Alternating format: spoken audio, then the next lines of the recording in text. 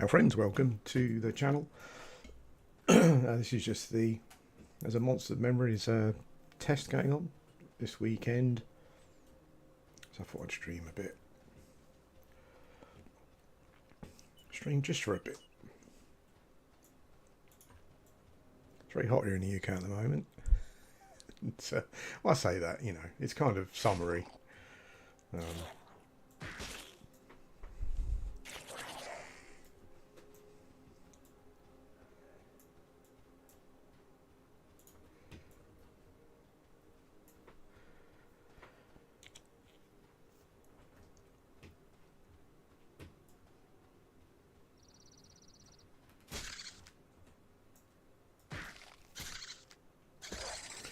This is a Beastmaster. I'm just mutaging around, killing blues, really.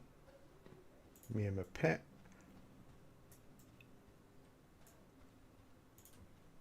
I don't think I plan on doing any gathering or crafting today. Not sure what armour I've got though. I need to pick up some more scarab shells probably.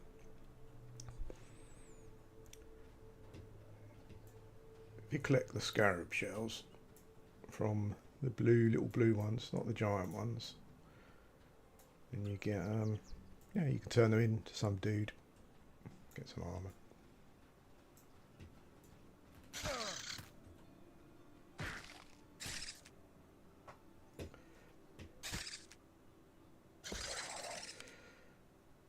I think I might have reached the limit of my range here. These are not aggro anyway. Some of them are not until you get right over there. And then there are some mobs that look like giant fire beetles, but they're not. But what I'm looking for is maybe some blue rattlesnakes.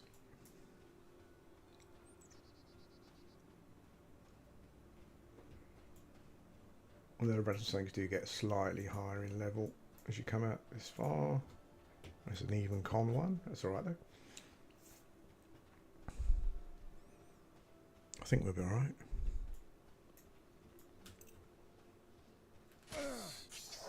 Lol. Stunned? An ogre. What the hell?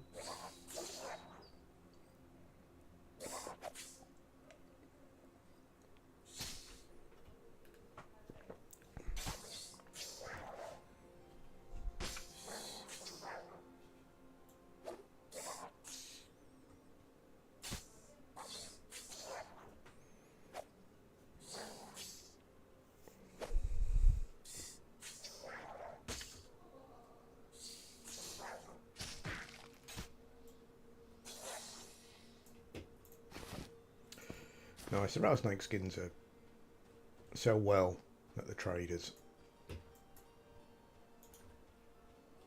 Yellow. Nah. Yellow. Yeah.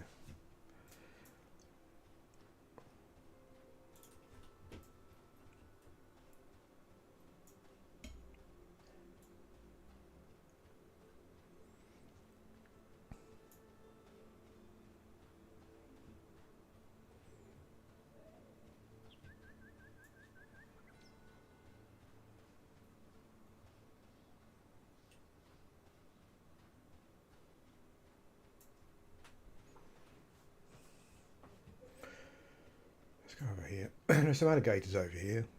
I could probably just grind until level 6. That would make sense. But yeah, the alligators are probably going to be fairly camped.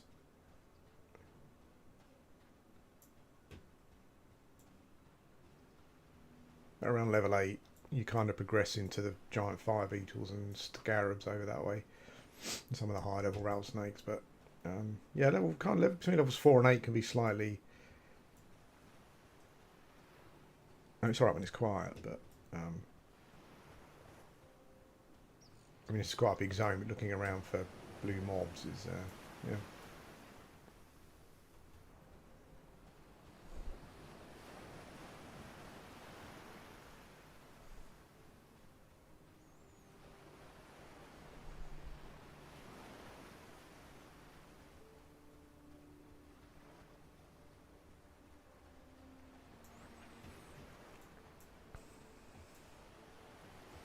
I don't remember what my but my professions are from the last. From the last. What have I got? This will probably tell me. Oh, no, no, maybe not. Maybe I haven't got anything. Maybe nothing. Oops. Yeah, maybe not.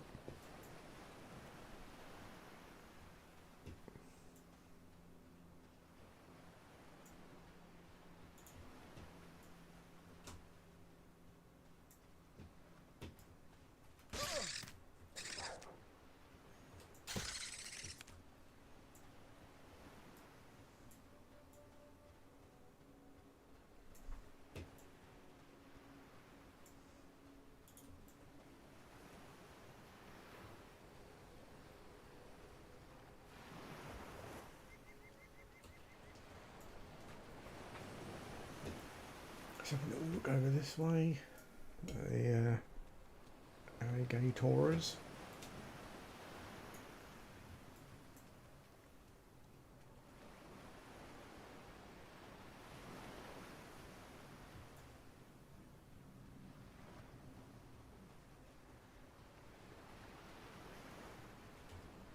Where are they? I think they're further up that way than I was. Oh, they're in the other zone, aren't they? Wrong zone. I kind of feel there's a slight misbalance here in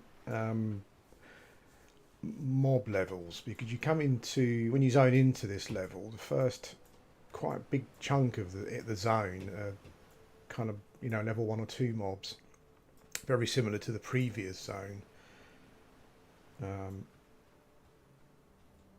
and the mob density of mobs between like 4 and 8, actually 4 and 6 probably, to get you to 8 seems fairly low. Again, as I said, there's a lot of level 1 and 2 mobs.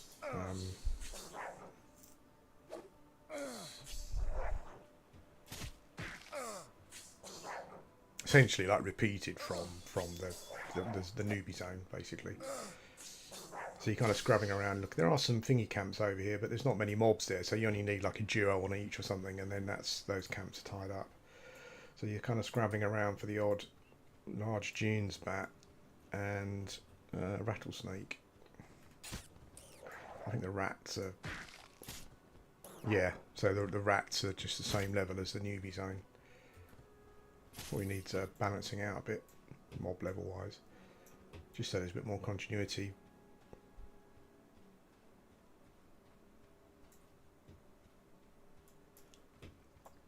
Yeah, so up here, this section where the giant beetles are, you're kind of great from level 8 onwards. There are a couple of scarabs there though. Let's go and pick these. Always, depending on what class you're playing, always go for the scarabs, because you can turn in the tings. That was free. Nice.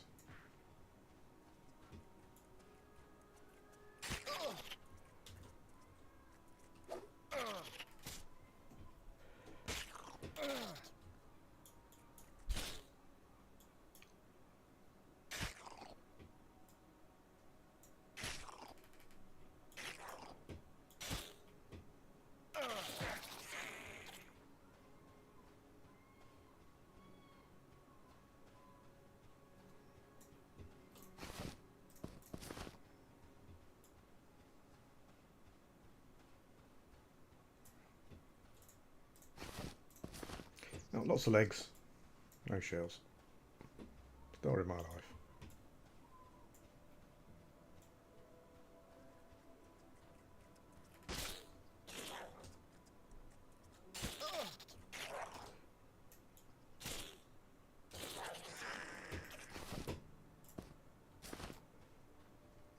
A rattlesnake.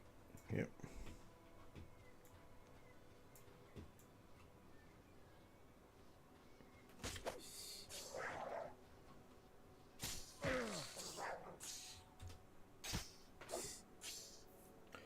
Finding the Beastmaster of Strange class so far. I've played a fair bit of the Elementalist, and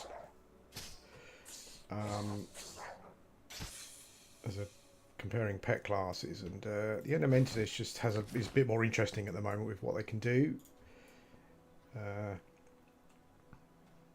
the Beastmaster spends quite a long time with just a few buffs, like in a pet really, and not much else. Doesn't seem to get a slow or a haste, like a la the EverQuest ones. I think they got quite a, yeah, I think they did.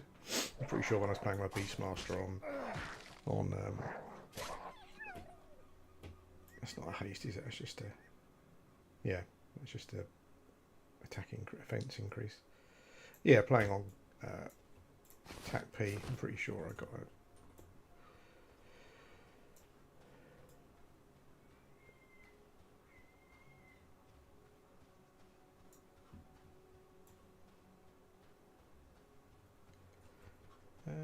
Let's have a look over here.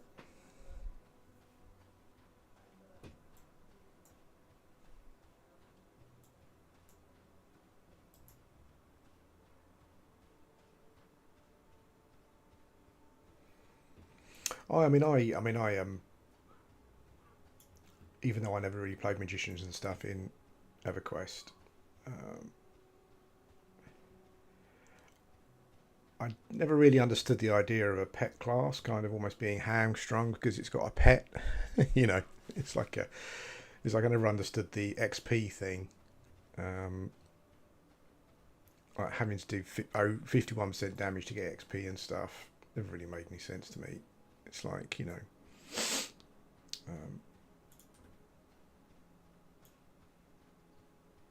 it's like punishing a shaman for using like slow or something. You know, it's like I think a pet class should do a point of damage to get full XP. Otherwise, I just don't understand the hamstringing of it. Also, things like the abilities they get as well. You know, like it's lacking in EverQuest. They're kind of quite lacking in utility just because of the pet. You know, it's like a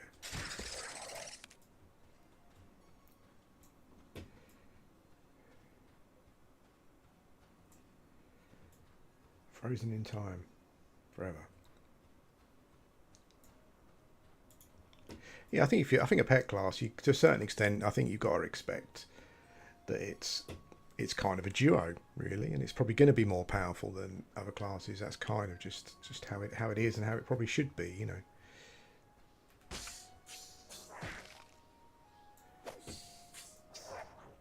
I think also, I think the mage is clearly unbalanced when you compare it to like necromancer. You know, I think you got the short end of the stick there, definitely.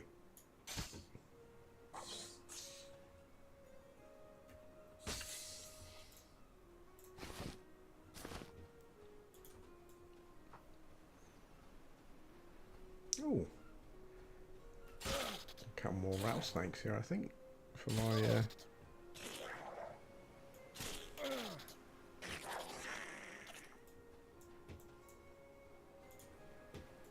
Yep, nice. It's always nice when you find a little clump of mobs to kill.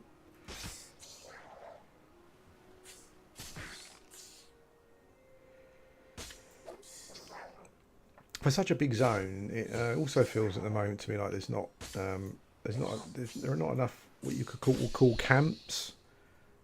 I was faffing around recently in EverQuest on just a new character, and I was running around. I can't remember, but one of the Mars. It wasn't Oasis. It was one of the ones connected to it, and you know, just in a small area when you zone into the zone, you must have about half a dozen orc camps just in that one bit, and then along the side you've got loads of I'm not sure if they're called bandits or something. Bandit camps. Yeah, a zone like this needs more camps to camp at. I mean, there isn't any along this section really. There's some. No, there isn't. I don't think. Yeah, but then you know, it all needs. You know, everything needs a pass at some point.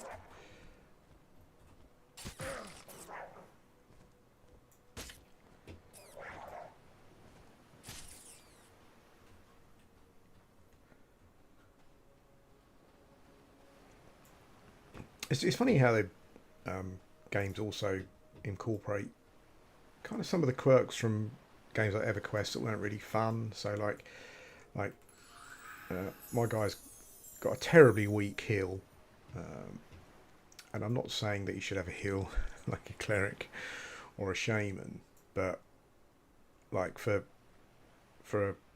this class to heal himself, I've just got to stand here spamming the crap heal, and it's just it feels like a you know, I think a quality of life thing would be maybe for him to have like a, even if it was like an out of combat like hot, so I can just cast it on myself and just sit down instead of having to just keep pressing the cast. You know, seems like a hangover hangover mechanic from EverQuest.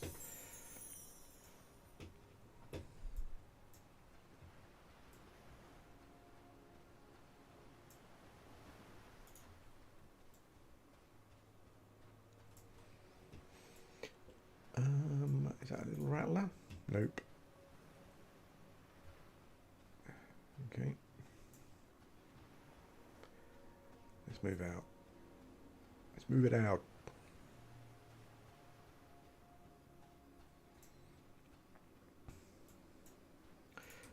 So very much a welcome break, because I kind of hammered.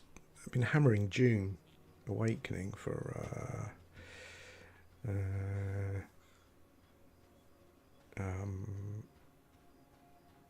yeah, for since it came out, really. I kind of feel like I'm coming to, yeah, anything, Rob, actually, just anything. It just feels like it's a, hey mate, thank you. Yeah, it just feels like it's a, like a, you know, a relic from a past age. It doesn't necessarily need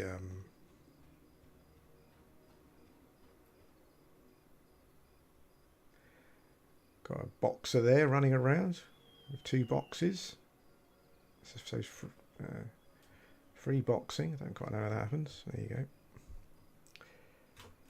Oops. Is that dead or alive? That's dead.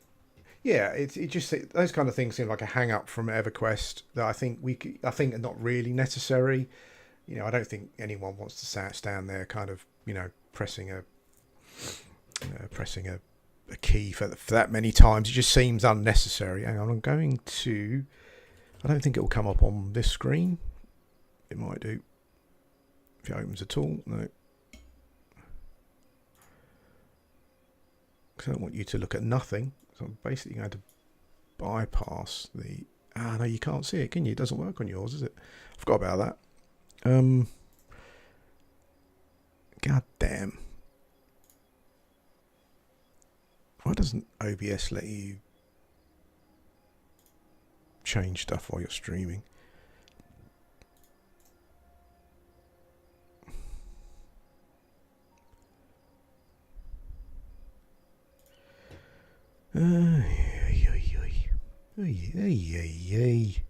Eesh. It's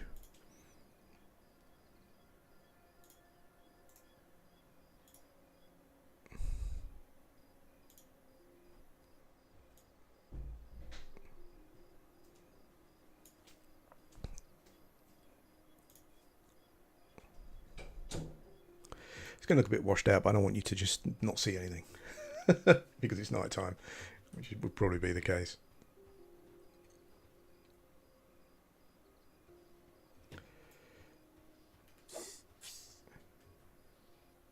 Yeah, I've been back on blue, P99 blue a little bit. I wanted to try some different things, so I've been leveling a non-twinked cleric up, but an evil cleric, because I thought it would be a bit more interesting. I picked the human with the, you know, the black mutton chops and stuff.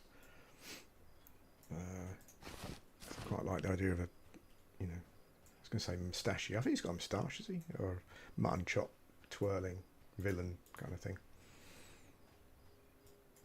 I'm planning on doing some different things when the game finally goes live as well. Different classes. I mean, I'll probably play a shaman, obviously, but I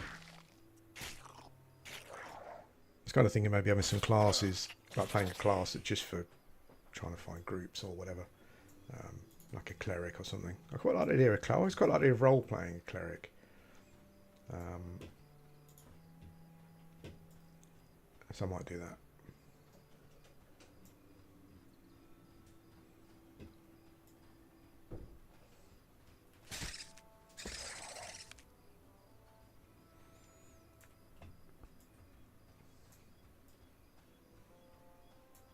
I kind of think there's like quite a lot of classes in classic EverQuest that could have been a bit more interesting, I think.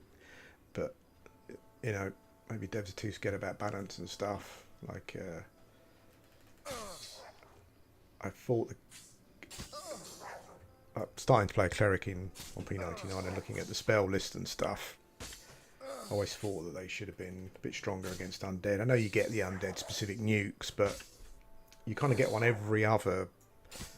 You can't. I mean, I haven't tried it yet, but looking at the numbers, you get one every other spell level. So it's like 8 levels, I think, between. Well, it can be 9 levels, I guess, between new spells. And by the time you get a new undead nuke, the other one feels like it's going to be pretty weak. Yeah, I'd like to see a game come away from your typical. Oh, clerics can complete heal, so it kind of means they're not that good for anything else. You know, I think it just makes them very one-dimensional.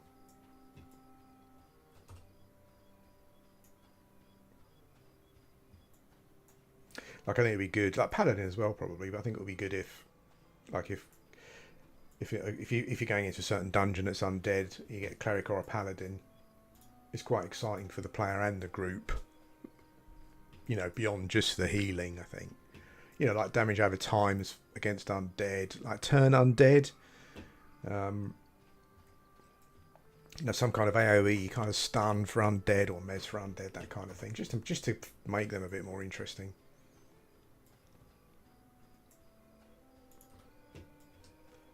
A couple more scarabs over here. I've heard a bit about EverQuest 3, but not really. Is it a remake or is it a new game? I mean, I don't trust the developers to, you know, I don't trust developers, essentially.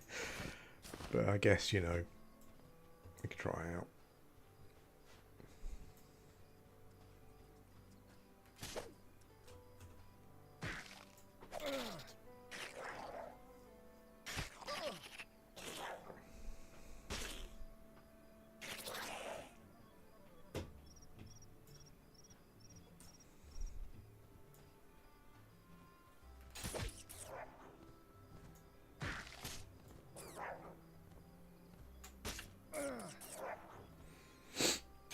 Okay.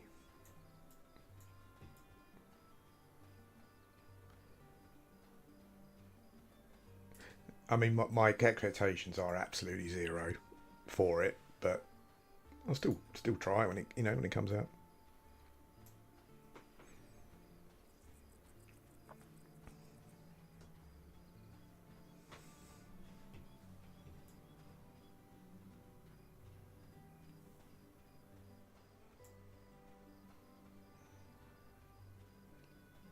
I mean, I kind of don't really want updated visuals and stuff because that was one of the charms of the game, you know. So I don't know. I'm assuming they will do that though. I mean, you know, occasionally it crosses your mind that like P99, you know, in Unreal Engine might be good, but I don't know. I don't think it's just the mechanics of the gameplay that makes the gameplay. I think it's to do with the models and the animation and everything as well. And I think if you change that, then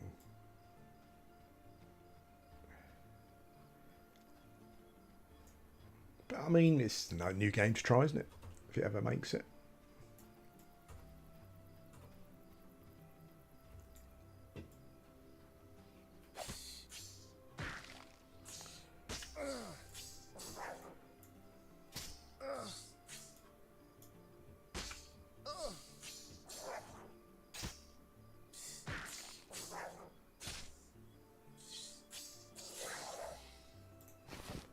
I said it in a previous stream, but there's definitely I would say even amongst new games, there's definitely a lull in interest in MMOs at the moment.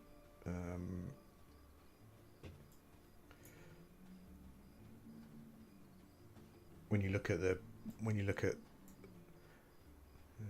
it's the boxing guy.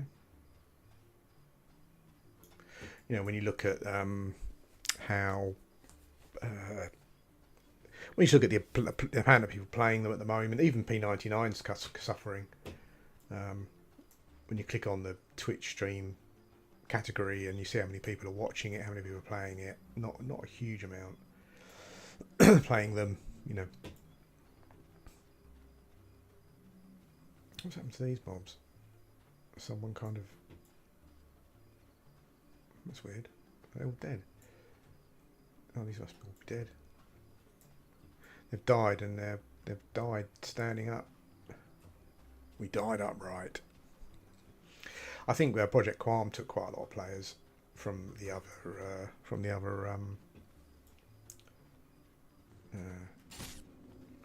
games.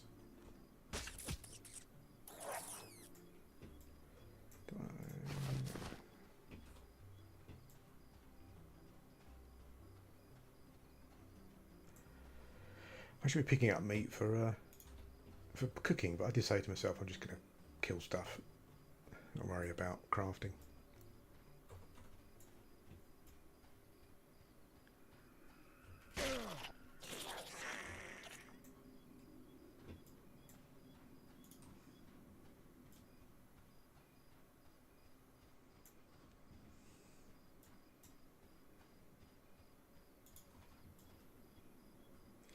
I'd like to see some more I'd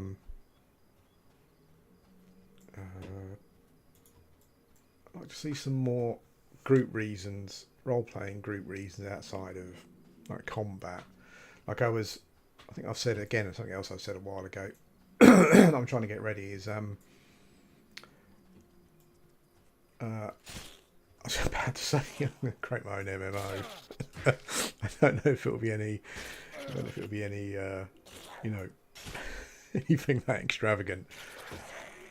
But I've downloaded Unity and installed it to faff around with and stuff, and like I've got like a scrapbook that I write ideas down in and things, and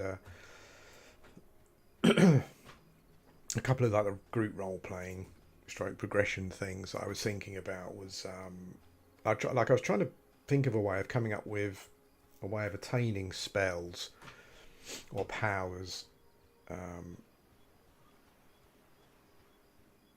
where you go to, so like if you're a cleric or a priest or whatever, you go to these special churches spread around the world, and you know, there's like a role playing aspect where you have to pray and all that kind of stuff, and maybe you got to find some, you know, like reagents before you go and do it, but it could be a group thing, so you can get like a group of people praying, and maybe the effects you get more powerful, or you need a certain amount of people praying or chanting or whatever to unlock certain spells and skills and stuff. I guess in some way a bit like the passive progression that you get in like something like Eve.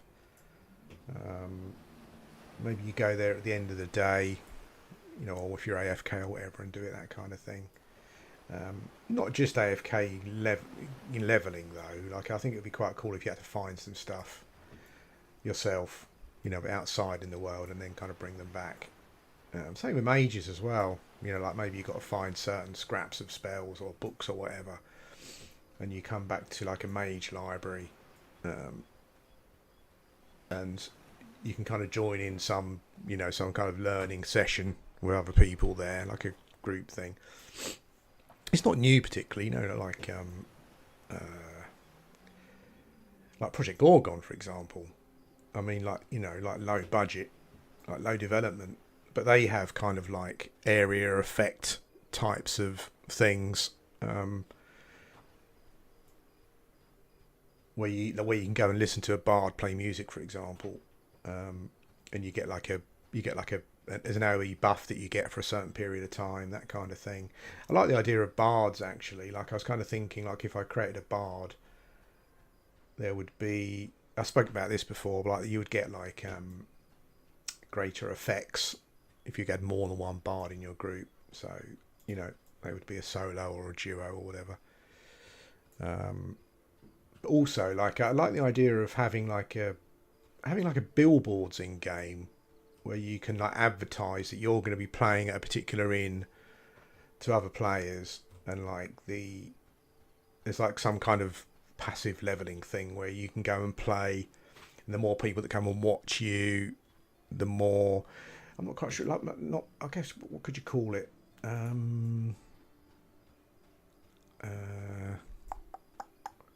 Maybe you could have a performance skill for a bard that very slowly goes up, and when you play to an audience, and you know maybe your guild comes along, listens to you playing or whatever, and it's something that something that goes up. Maybe the more people that are watching you, or whatever, that would be quite cool.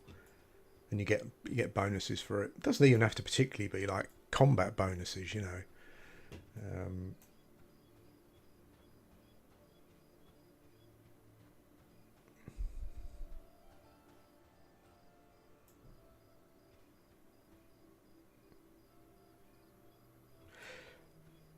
No, thanks, mate. Yeah, I mean the P99 stuff's obviously fallen off of a cliff. P99 for me has become a thing where I think to myself, I really want to go back and play P99 again. But I'm not, and I'm not quite sure why that is.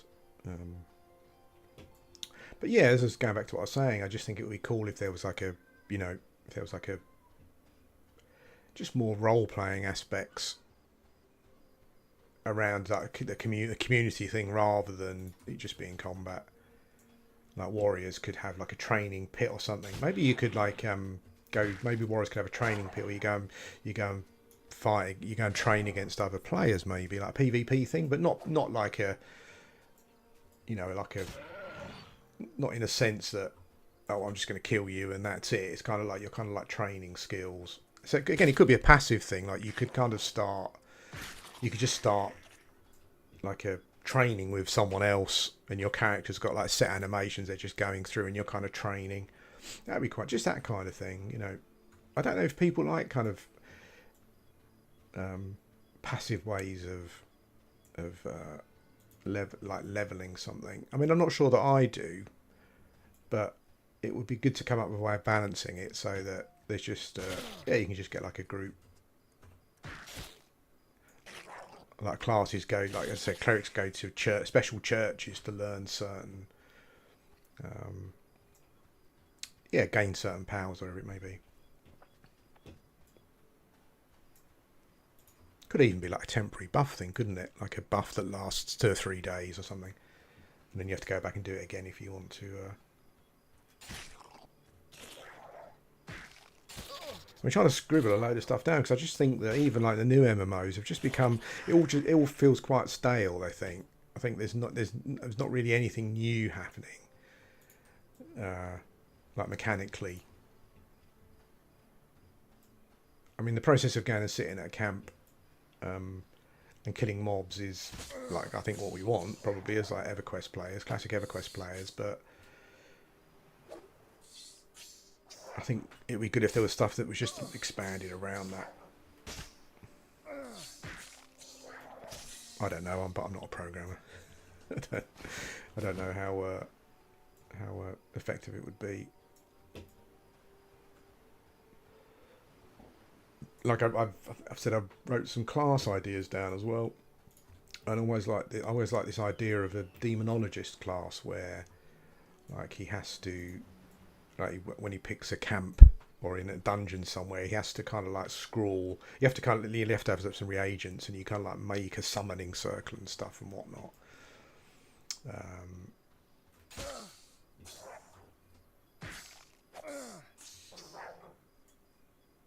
And that's something circle doesn't move, so you're kind of it's not OP in a sense that you like maybe you can summon stronger pets from the summoning circle. but it doesn't move. So if you want to move past outside of a certain area of effect, you kind of need to scroll a new one and stuff, that kind of thing. Just trying to think of ways to make classes just more interesting than Necro's got drain life and dots and a pet and bloody, you know, it's just, I think in the end it just feels...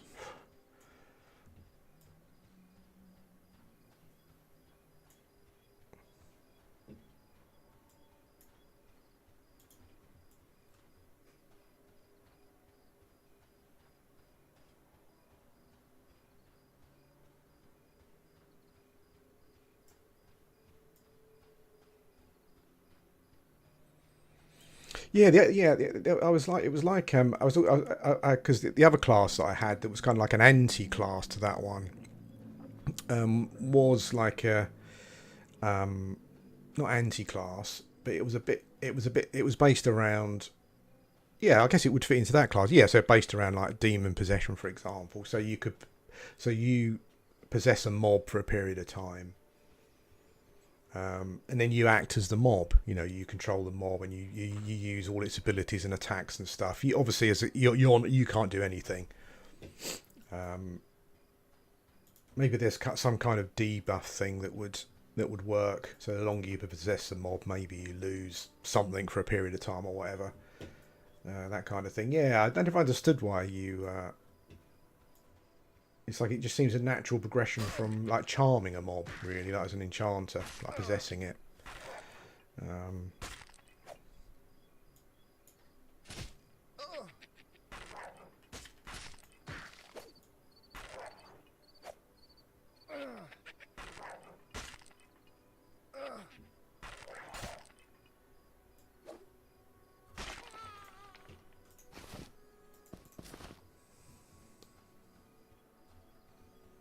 I guess it's difficult to try new stuff, isn't it? It's difficult to know, like when you're designing a game for a certain player base, it's difficult to know how people will respond to that kind of thing. You know, it's or even if it's possible, is it worth the time investment? You know, there's I guess so many questions to answer in that regard.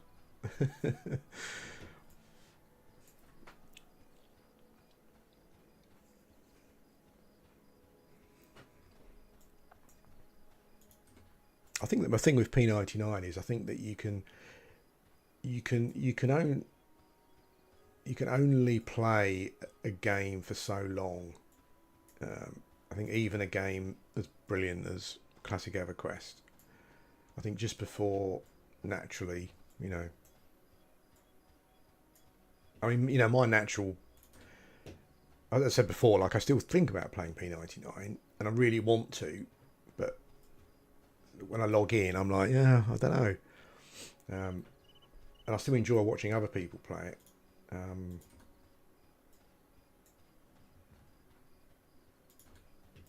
I guess it's like a natural fall away. I mean, my natural fall away was over a long time with P99. I mean, I started playing P99. I don't know when my first video was. It must have been 12 or 13 years ago, 11, 12 years ago, maybe. Don't know.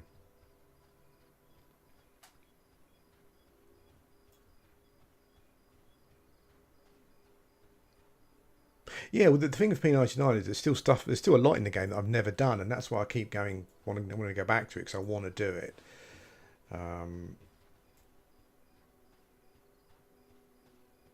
I actually think that, although I think a game should always have it, like irrespective of what it is, I think what I'm finding with the Cleric that I've started faffing around with is that it's a completely different game when you don't twink or when you don't like heavily twink. And I always think there should be twinking. I just think it's the whole part of the game. It should never be removed if you want to do it. And I do it. I've done do it a lot. But yeah, it's interesting. It's what I like about it is that you kind of get two games in one. You know, so you maybe you have a new character that you've twinked and you're faffing around with that, but then you can kind of almost have a completely different experience by not twinking one. So again, it's just more options.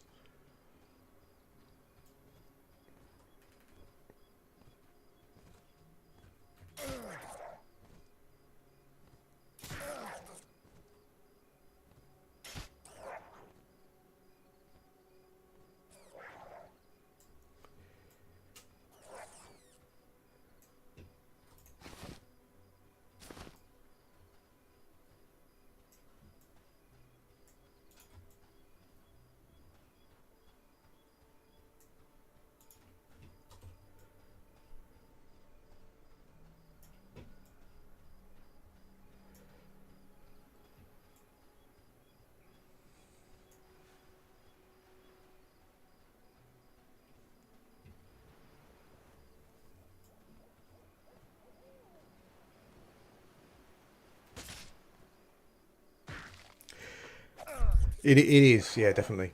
It's obviously more rewarding. But,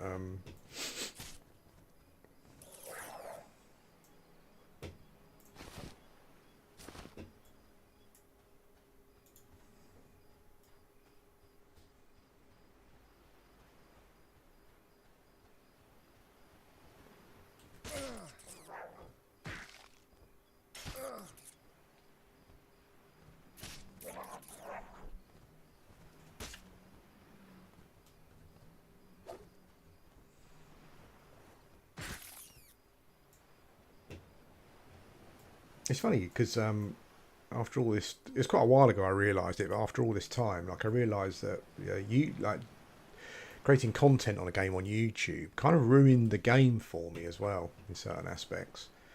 Like it got to a point where part of the reason I think that um, I struggled to get into P99 is like when I was at the height of playing it, I was also at the height when I was doing content. But whenever I was playing it and not making content, I kind of felt like I should be making content. I'm not sure if anyone else has had that with YouTube. You got a YouTube channel, you feel like you should always be making content for it, and I think that had an impact on my enjoyment of P99 definitely. Because even if I didn't plan on doing anything, just logging into the game and playing it, I'd log in and I would be thinking to myself that I should be making content, and that was yeah, that definitely had an impact.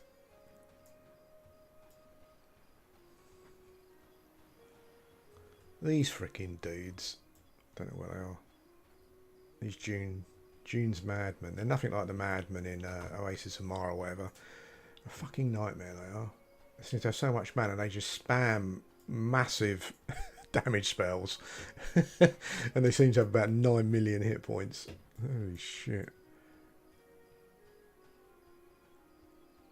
I think the only way I killed them before, even when they were blue, was just chain healing my elemental pet just through it, essentially. Yeah. They're definitely undercons, I would say.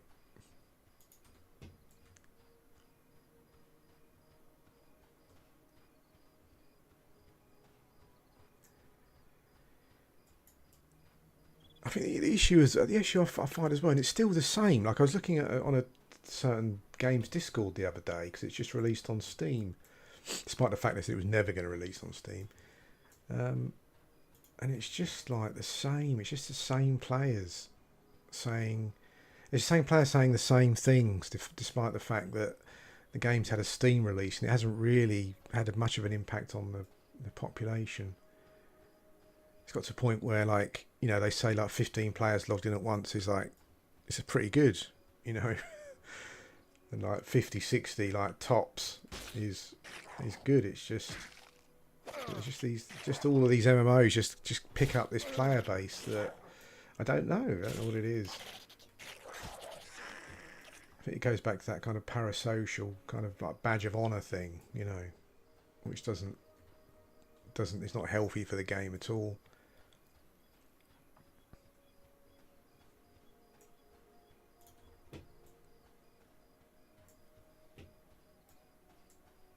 You know, when you get like a 98% of the population of an MMO, which I've seen before, says, yeah, this change or this thing's maybe not a good idea.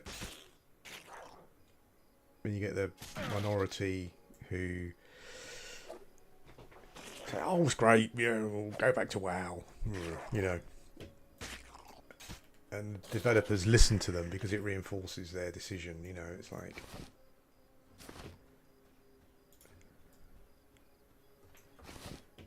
Holy shit, it's taken a long time to get to level 7. Level 6 even, I should say.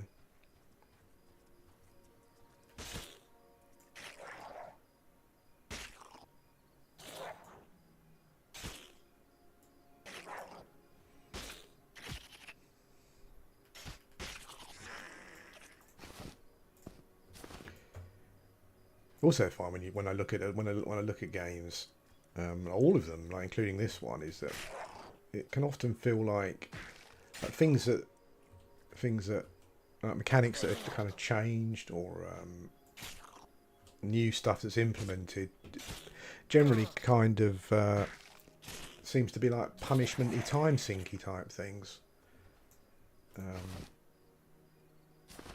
rather than fun gameplay things, if you know what I mean. Hey Rob, how you doing? Yeah, not doing so bad, thanks mate.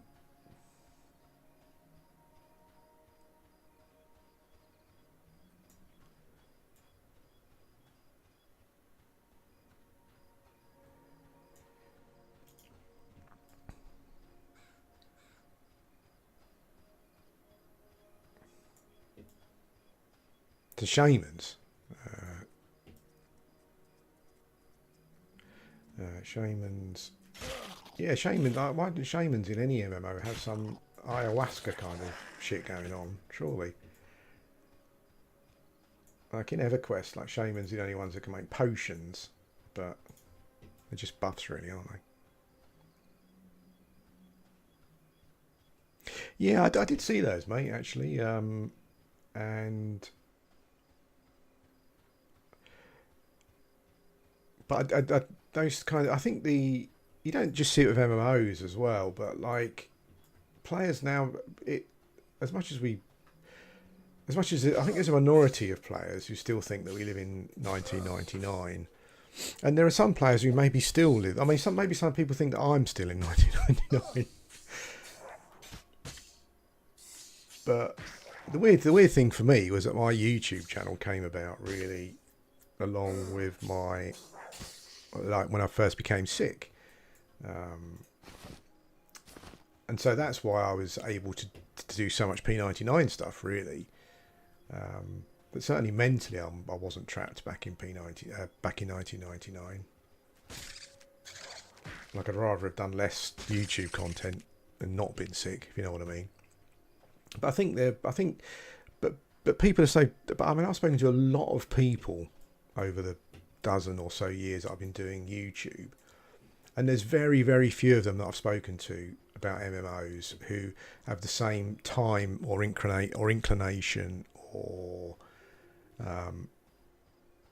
even I would say like passion and stuff for MMOs. Like they want to play MMOs, but it's not 1999 anymore. I don't mean that that MMOs should be dumbed down, but it feels as though since the indie MMO scene has become a thing, and people are trying to recreate EverQuest or whatever it is, it just feels as though they're being designed for a player base that wasn't even really around in 1999. To be honest with you, you know what? It seems to be the thing to make. I've said this before. I'm just repeating myself. It seems to be the thing to make MMOs more grindy, even more difficult. Just require more. Everything requires more time. Leveling requires more time. You know, some games you have to keep repairing your items, and sitting down resting takes more time, and it reaches a point in crafting where you need 6 billion, resources to craft a thing or whatever, or to get to a certain level. I just think it's it's weird. It's weird, as I said, that in some ways they kind of feel less fun because they become more of a job.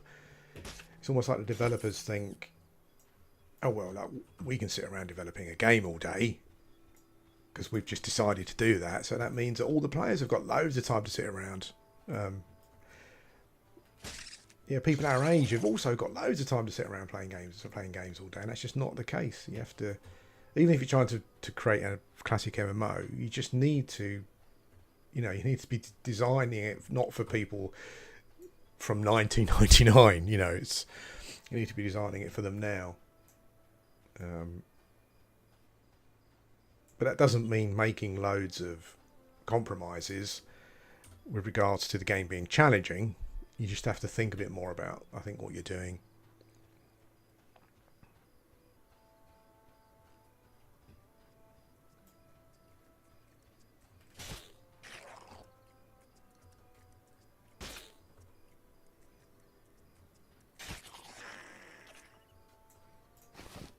I think even amongst hardcore players, like most of the content I watched, most of the streaming that I watched on P99 a long time ago, like when it was at its height, and you had some high level enchanters and clerics and stuff streaming or whatever it was, they would always have an out. Primarily in the form of like a pocket level 60 rogue to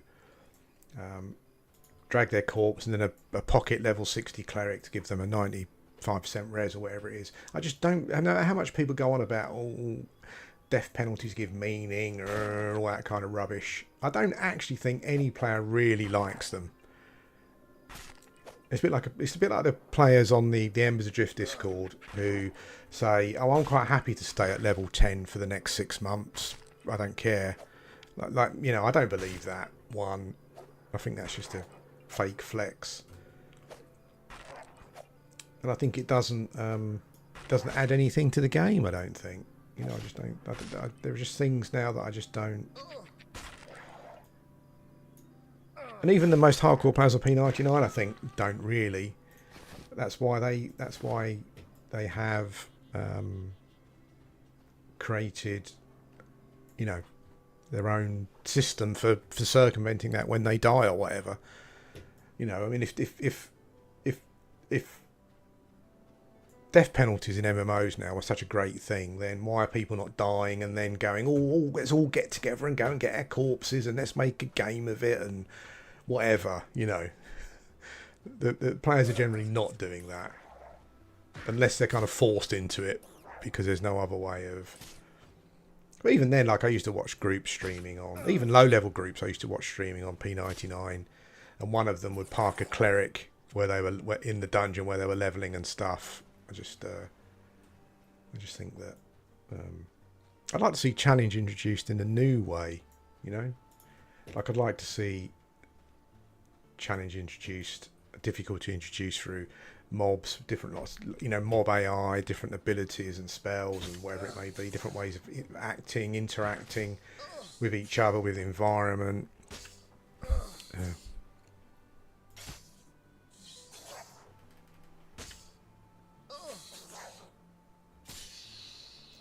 Maybe it's because you eventually become what's the word I'm looking for? Maybe in the end you just become numb to it. Like, I don't know, like maybe like the last times that I can remember going back that I ran through Kifikor Forest at night, I didn't feel tension anymore or whatever. You know, if I died it was like, oh, fucking hell, you know, I've died, great. Wasting my time. There wasn't any feeling of tension or whatever, or danger, or I didn't feel suspense. If I died, it was just boring. Yeah, I don't know. Maybe it's just me, and you become null. You can become like null to to punishments in games. I don't know.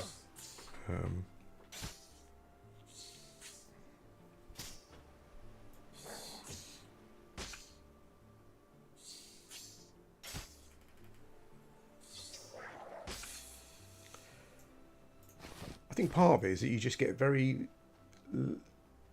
little mystery in games anymore, because of the internet. I think it's just. I mean, I remember back when I went and bought my wonderfully boxed copy of Ultima Online, brought it home, installed it from the disc. Believe it or not. Yeah, and I think there was probably. Maybe there was an Alakazam or something at the time for it. I don't know. We were in the infancy, obviously, so there was very little. There was like basic information available when the game. I mean, I bought the game when it first came out.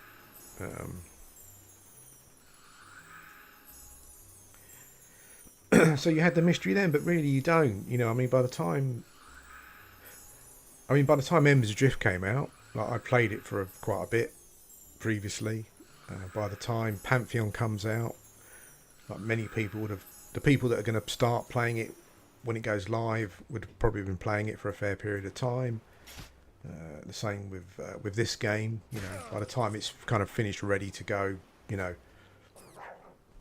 and you won't really get any different situations in any of these games than you get here. You know, at a certain point sooner than you did with EverQuest. You know, you'll get people with pocket reses, you know, and pocket corpse recovery stuff, and that's fine. I'm not actually railing against that. I think that's how the game should be. You know, I think that a person or a group should be able to come up with a way of making things more convenient for themselves. But that's just human nature. That's what we do.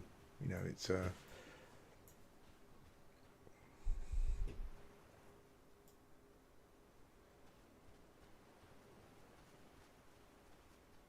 yeah. I mean, the old MMOs tried to do that back in the day, didn't they? Like occasionally, you'd get a developer playing a boss. You know, um, like spawning as one of the gods or something or whatever. And I'm not sure about that. Yeah, I mean, I think you're right. I mean, I think it would be funny as fuck, wouldn't it? If like a developer logged in and like just I don't know, just took over an average level mob for the zone and just run over to a camp and started attacking someone. You know, started attacking someone in a group randomly. That would be pretty cool. Not like as I said, not like a crazy mob just one-shotting stuff, but it would add an element of randomness to it. The problem is though, is that like how do you pay for that? You know, it's like if you've got some you know, a few servers, I don't know.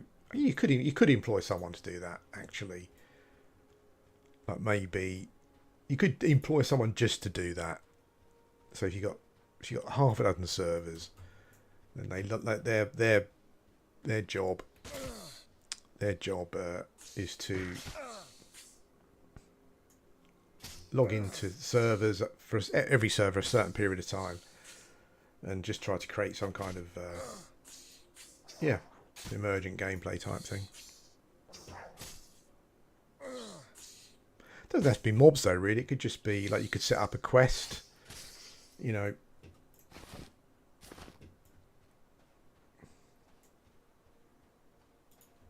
I think EverQuest did that.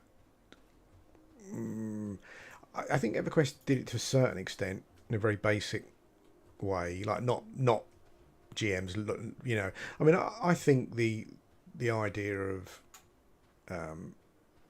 camping a mob or working out the spawn of a mob is kind of one of the most interesting things about EverQuest, actually. Like those are the sort of mechanics that I like. Those are sort of time-consuming ones that I like, as opposed to like death penalties.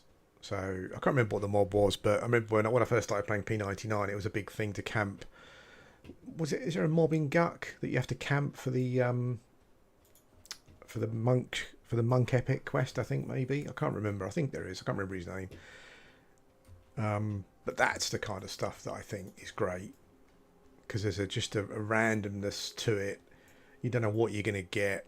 The only thing I would change probably is that the spawn table would not just be a random mob or the mob you're waiting for.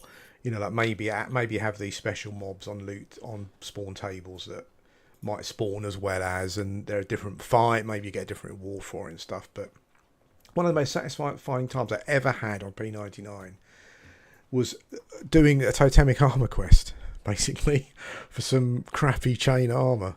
You know, I think it was learning, and I actually I started reading the wiki and I thought, no, let's try and work out how it works. So I kind of knew the basics, and I went into South Karana and I worked out all of it. I had some basic hint, but I was watching mobs in the area, and I was following certain mobs because I'd seen them. It was a treant you had to kill for something, for a piece to turn in for the totemic armor quest, and I'd seen the treant wandering around a certain location previously, so I went there and I was watching.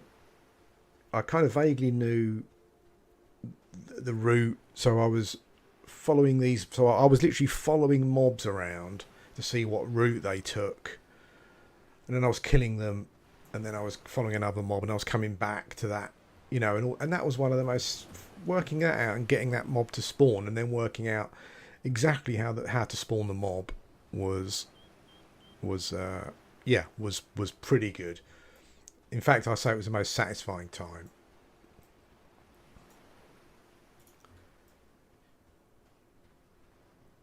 The other one also was the Totemic Armor Quest. Another Totemic Armor Quest one was the bear in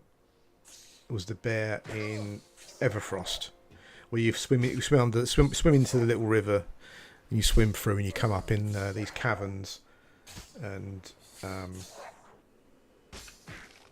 it was actually one of the few times that just a spell that I'd never used became useful, and that was Sense Animal. The spawn was really rare. I didn't really know how it worked. It didn't really seem to have a trigger. It was just random.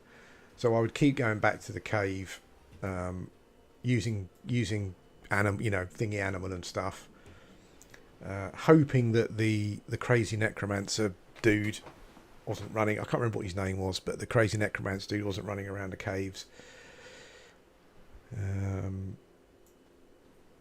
Yeah, amazing. Quillmane as well. Like a couple of times, I joined a group. Quillmane, yeah. Rastaragaki it was, yeah. Those are the things that really make you think. That's what we want a lot more of. Not things that make you go, oh God, what time is it? Oh fucking hell, No, we don't want that shit. We just want stuff that makes you think. Work things out, puzzles. And mob spawning it kind of seems pretty basic on the face of it, but spawning I think this Grizzle Knot was the treant that I needed for a quest. Like spawning that was one of the most satisfying things. One of the most satisfying things I ever watched was P99 content was level 1 Undercon did a couple of quests. I think he did I'm not sure if it was a Kenos or Freeport like badge quest or something that was really, really interesting. And also it was like I think it was in South Carolina again as well, near the bridge. There's like an undead camp, and you have to camp. You have to camp for a mob, and I think he got into a row with a paladin once. I think he was there, or a cleric. In one of his some cleric turned up and thought he could just turn up when he wanted. That was funny. Yeah, those are the kind of things that I remember. What I don't remember is dying, and then having to get my calls back because it's shit. But there you go. That's just me.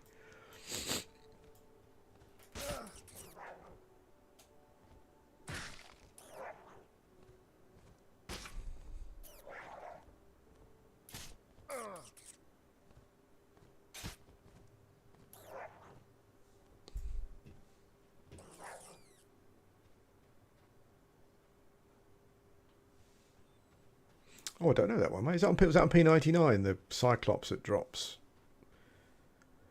I know I know you've got the J Boots quest, which I think requires. It's not Lake Raff though, is it? Lake Raff. Yeah, there is a named Cyclops in Lake Raff, isn't there? He kind of wanders around where the giant skeletons are. I don't remember it. I don't remember the quest though.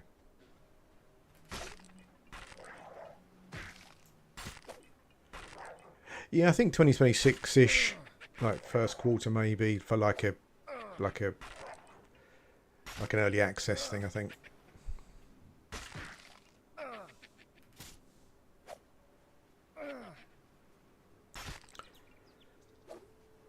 The actual like the speed that this game has progressed, considering budgetary constraints and stuff, although I think they seem to have a fairly large team now, is nothing short of astonishing. It's really does. I'm not going to say I don't want to rag on any other indie MMOs currently in development, but the sheer output really does put those games to shame. Put some other games to shame. Hey Don, how you doing, mate? Long time no see.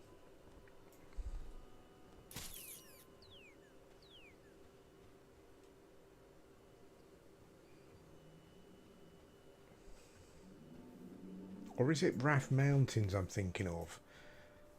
I think I'm thinking of one in Raff Mountains where the giant skeletons are near the gypsy camp. There's a named Cyclops that spawns, and he's like a massive undercon as well. Actually, I remember trying to kill him when he was blue to me. Absolute carnage.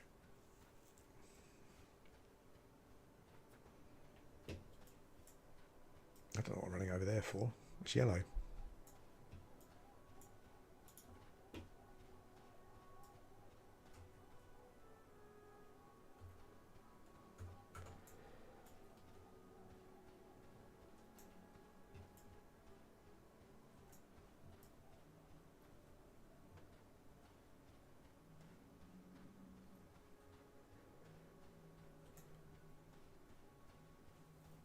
This is cool. If you go along, I mean, I can't do it at this level.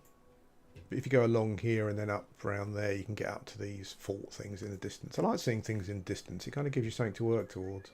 I think one of the best things this game ever did was when I first started playing, it started me at the gate, facing away from the gate, and in the distance you can see this eerily lighted castle in the up on the mountain in the distance.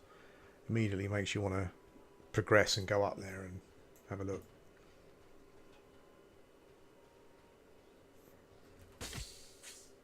I'm still using the main. I'm just going to kill some NPCs maybe.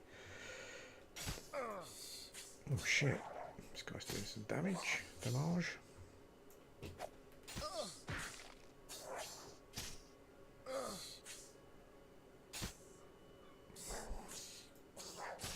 I guess that content is difficult too, because that content is kind of like, oh, I don't know actually. Like, I guess something like Raster of Guck, it's like a static spawn, so it's not.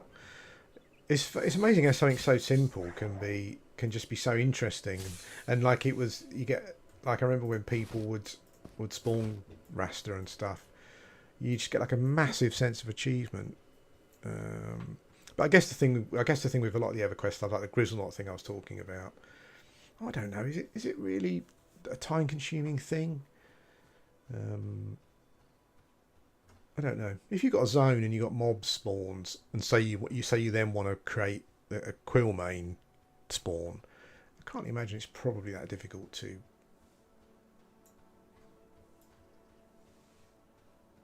Yeah, maybe not. Maybe it's just a case of I want Quillmane to spawn from this mob, this mob, this mob, this mob, or this mob that's roaming around the zone. Away you go.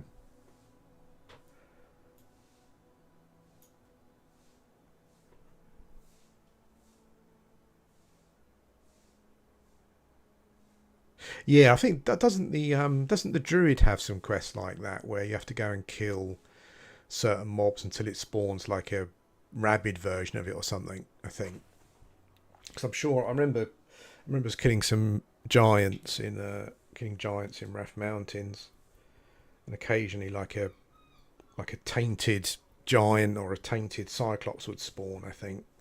Do you know what else? Do you know what? That's what I said about earlier. We're talking about EverQuest, and I'm thinking, oh shit, I'm so fucking hyped to go and play EverQuest again and do this stuff, and I just need to try and do it, I guess, because it is amazing. Let me turn the gamma down again, because it's probably scorching your eyes now. There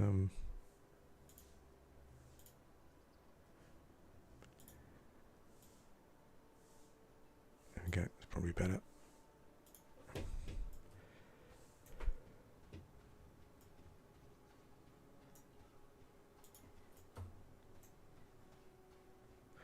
Tainted Hill, yeah, I think there's a few tainted mobs, aren't there, that spawn around the world? Corrupted ones, yeah. I've seen tainted and corrupted, actually, yeah, so I'm not sure if they're two different. Actually, I've actually got my gamma turned up myself.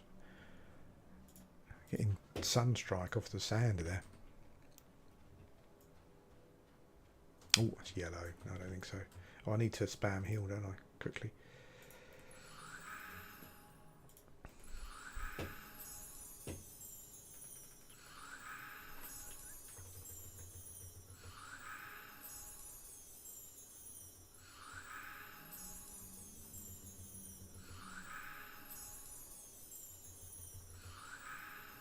You see, what I think we were talking about earlier about MMOs and how well or not well that they seem to be doing at the moment.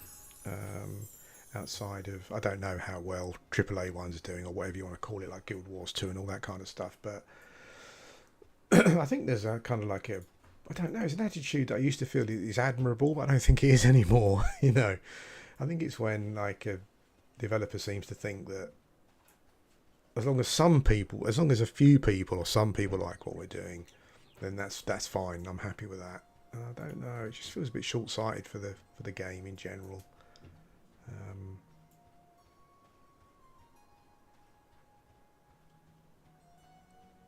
I know we've spoken about expectations before, and I don't think expectations are always a healthy thing, but I think that, you know, I think expectations within certain parameters are just naturally going to happen. It's unavoidable. I think if you come outside of that, yeah, I like the spell effects and the spell sounds, but I definitely think it needs oomphin' up a bit, needs jazzing up a little bit maybe.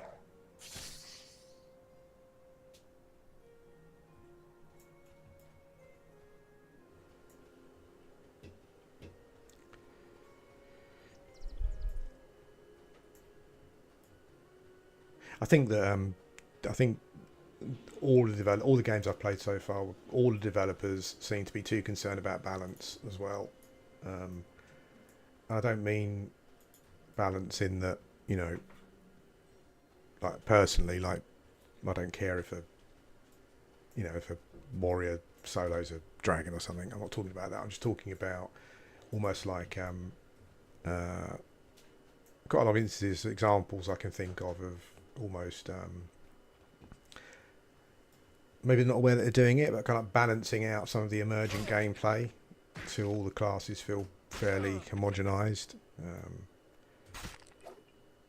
And it's all, sometimes almost also feel that there's certain classes that they're kind of wary of in new games. Like, you know, they see what the expectations are of like an enchanter, for example, in EverQuest. But they kind of don't want that.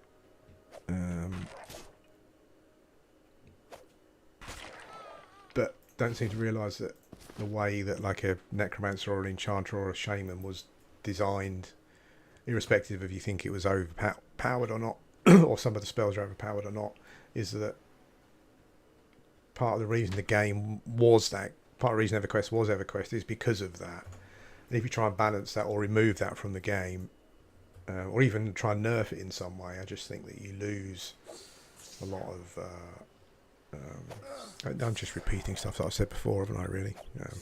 You know, I guess it just depends on how people react to these kind of things. I mean, like on P99, you know, some like crazy OP dudes, you know, they got to a point where they could, you know, I've seen people like enchanters and necros and stuff kind of go into plane of hate, Solos and stuff, and that stuff doesn't bother me. You know, it's not like it just doesn't. Like Pantheon is a game where they really seem to have just want to nerf the arse out of any emergent gameplay. Like dungeons, no, can't go there. You got a full group, no.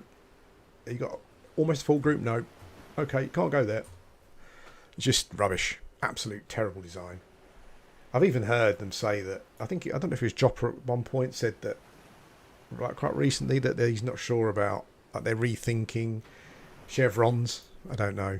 I hope they rethink them. What I hope they do is they take them and burn them in some ritualistic burning somewhere. That's what I hope.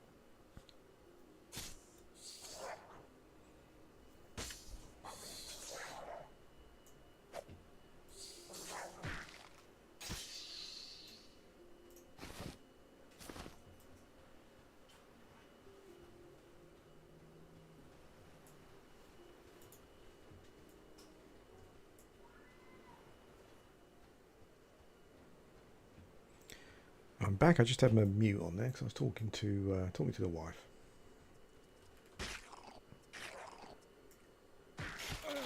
Yeah, so going back to what I was saying before, I think that despite all the griping, I think that the one thing that this game has captured from EverQuest, and it's quite an important thing actually, it's almost intangible. I'm not quite sure how to describe it, but I think it's the atmosphere, the immersion, and the options and the mechanics of just killing mobs in EverQuest. And this game feels very, very similar, in a way that the other indie MMO games that I've played just does not feel similar. Maybe it's partly to do with the visuals. The visuals in Embers Adrift, for example, were very bland, very Unity. And also, I just think the gameplay was almost too... I don't know. The animation switching between mobs and stuff, and sitting around in. I mean, I quite like the way that Embers Adrift looked, but it didn't have any character. Like it was very Unity bland. So maybe that has something to do with it. Pantheon feels a bit like the opposite. The combat is quicker, which I don't mind. It's fine. You've got more abilities to spam and stuff. But again, like just being in a zone, running around, or sitting at a camp or something, just didn't feel the same as doing it in EverQuest. It was almost like a magical formula in EverQuest that I think that this game has captured. Out of all the things, I think that's what this game has captured the most. Is that when you engage with a mob and you go through combat, then you sit down or whatever it is, or you take a break. I can't even really describe it. Even I'm saying it doesn't make any sense. But yeah, I guess what I'm trying to say is that when you're running around killing mobs in combat and stuff in the other indie MMOs that I've played, it doesn't feel like EverQuest. It just feels like something different. Just atmospherically in the interaction and stuff like that. But this game, but Monster Memories, I think, does capture that more so, very, very well. I think something to do with the visuals, the animations. It feels snappier. Pantheon, of course, the issue of Pantheon's got, I suppose, is that you've got every class has got like a billion abilities to spam. I guess it feels more like Warcraft in that sense. Classic WoW.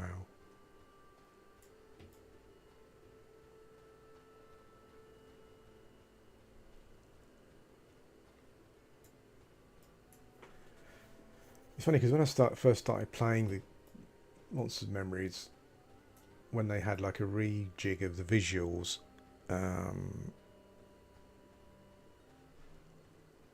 I didn't like it. Like like when I first started playing, like the low poly, high texture thing just felt a bit weird. But it's grown on me as time's gone by. Yeah, I was saying earlier, Don, like when I talk about EverQuest, I think, I just want to go and play EverQuest. I just can't wait. But I log in, and yeah, I don't know. It's just not there. I'm not quite sure why.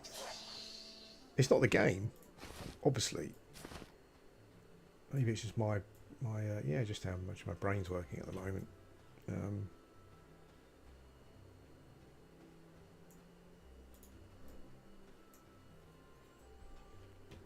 I think part of it is, I mean, there's still a lot I haven't done on P99, but I think there's still a part of you that kind of wants a new adventure with a new lick of paint and stuff. But that adventure that evokes the same kind of feelings is just not available at the moment, So you kind of go back to EverQuest. Maybe this game will give it. Fingers crossed. I don't know.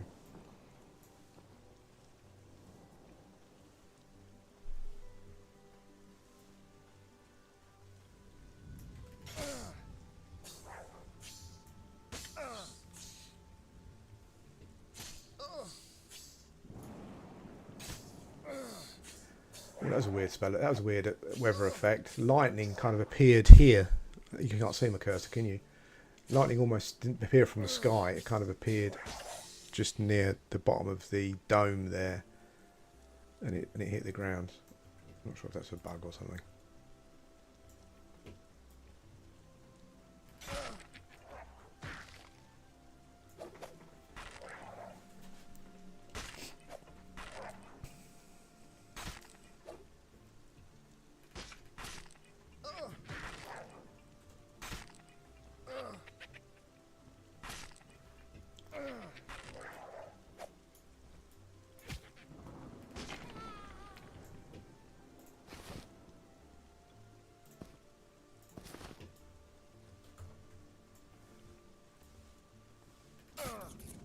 These dudes still blue, yeah.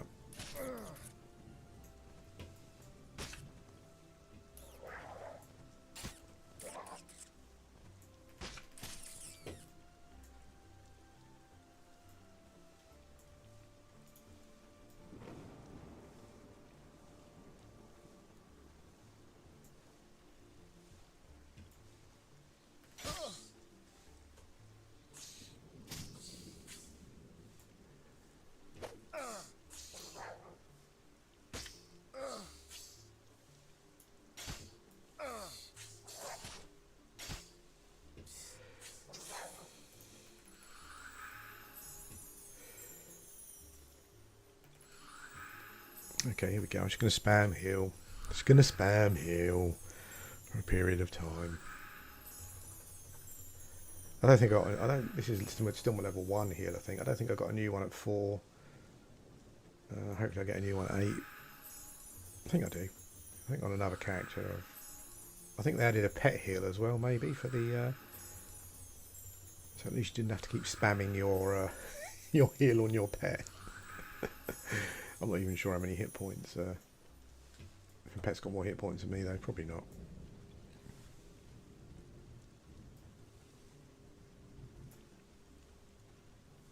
Yeah, but anyway, I'm interested in.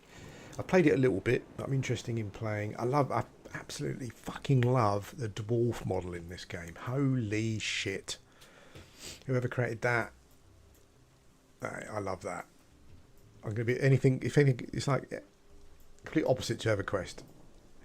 Complete opposite to P99. Anything could be a dwarf. I'm going to pick a dwarf. Love it. Dwarf cleric. I want a dwarf cleric with a robe. A white robe with gold trim. With some plate mail underneath. And I want to be a bastard.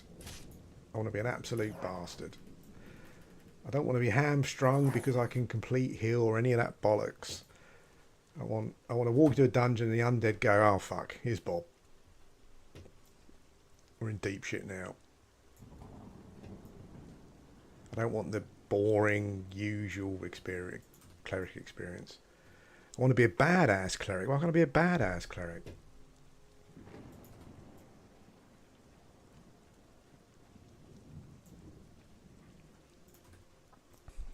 Skeletons just run and hide when I'm in the area.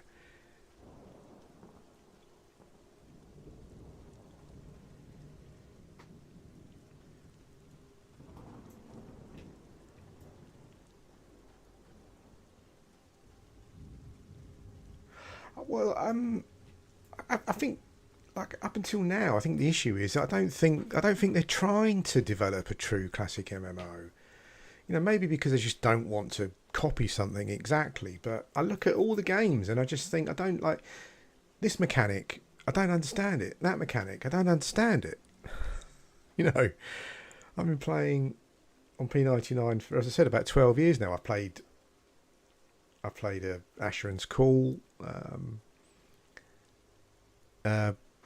emulated server, and some others, and I look at I think, who the fuck thought up of this mechanic? What's this got to do with a classic MMO? Nothing.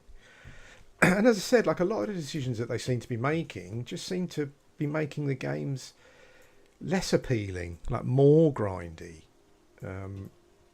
Everything takes longer than it did on a classic MMO. And I just don't think that audience is there anymore in a sustainable fashion for a game.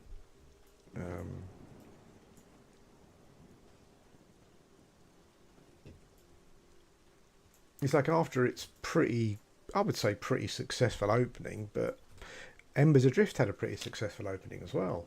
Like you go to the Discord channel and stuff, and yeah, they ban you on there, but you go to like Reddit and whatever, and there's so many people going, Pantheon, like what the fuck are you doing? Like, what are all these design decisions that have got nothing to do with a classic MMO? Like, what are you doing? And of course you get people who just troll, and they probably go on to the Pantheon Reddit yearly just to moan about something. But underneath all that, there's still an underlying feeling of, these are not the classic MMOs we want. So yeah, I don't know. I don't think they're trying to. Right, what I'm trying to say is that I don't think that they're trying to emulate the feel of it. Like, I don't want them to copy EverQuest exactly, or Asheron's Call or whatever. But I don't even feel that they're trying to emulate the spirit of those games. I think it's like, we've got our own ideas, we want to do our own thing, and that's fine, but I think really you've got to expect a backlash when the game comes out, and it's not what people are expecting, and I think you've got to accept the fact that you're going to financially struggle.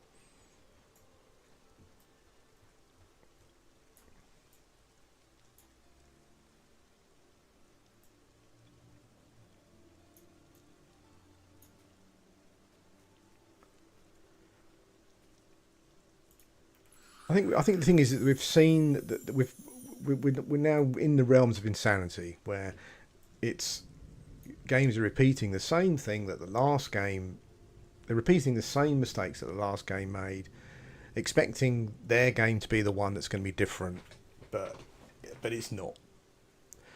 And you end up with a dozen people off peak and 50 people peak time. It's just not. The game is just not at that point. The game is essentially dead, really, all but.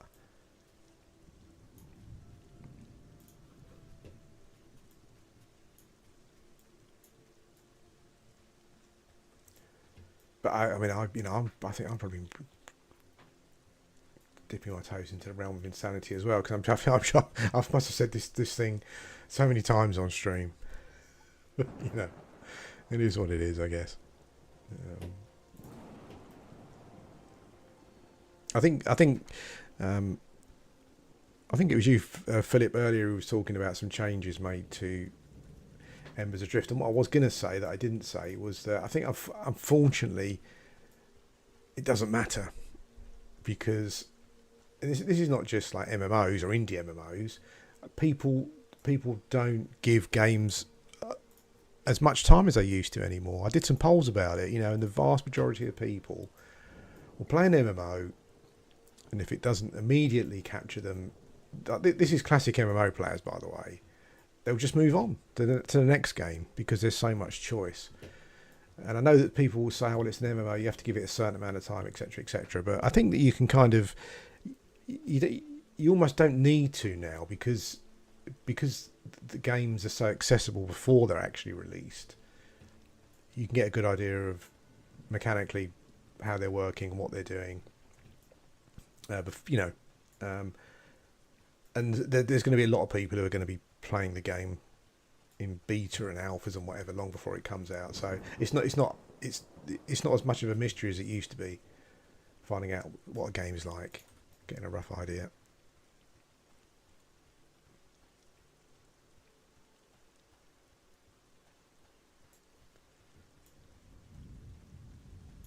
I think often maybe it sounds like I'm just looking for someone to reskin EverQuest, and I'm honestly not. I'm all for new ideas and new mechanics and stuff, but I just think it goes back to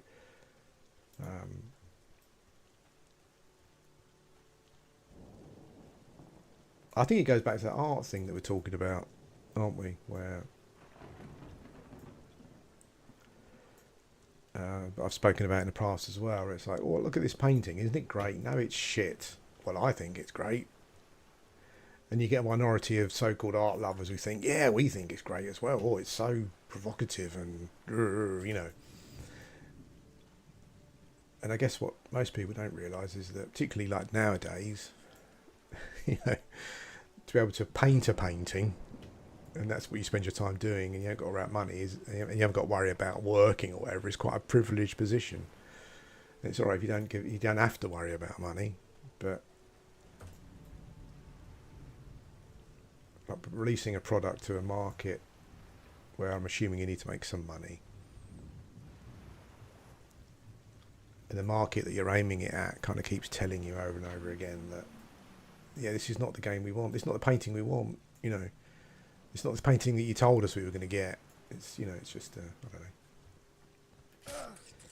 don't know.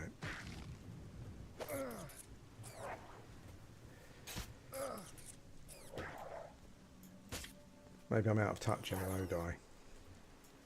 It's quite possible.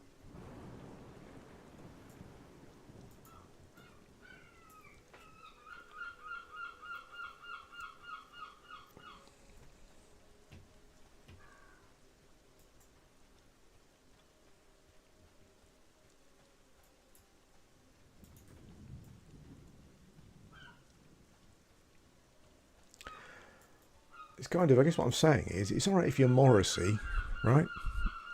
And like you're still performing at 65 and you've still got young men in their 20s and 30s jumping up on stage trying to hug you. That's fine. Then you can do whatever you like if you're in that situation.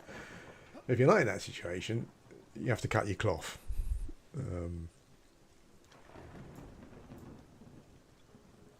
If you know what I mean by that expression. Let's have a look over here.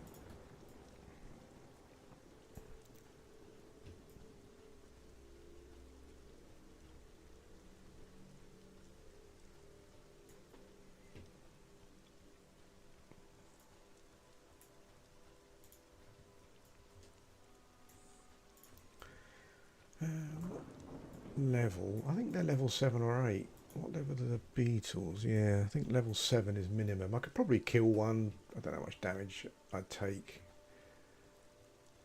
Probably a fair bit. Let's go and check it out.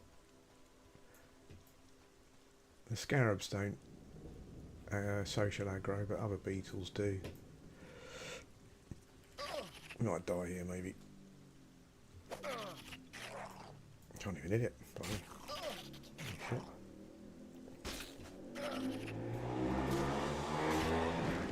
Sorry about that. I live by the seaside, and I think there's some kind of occasionally you get some sort of like motorbike, some sort of motorbike. Is it even worth? Is it worth healing? Probably not.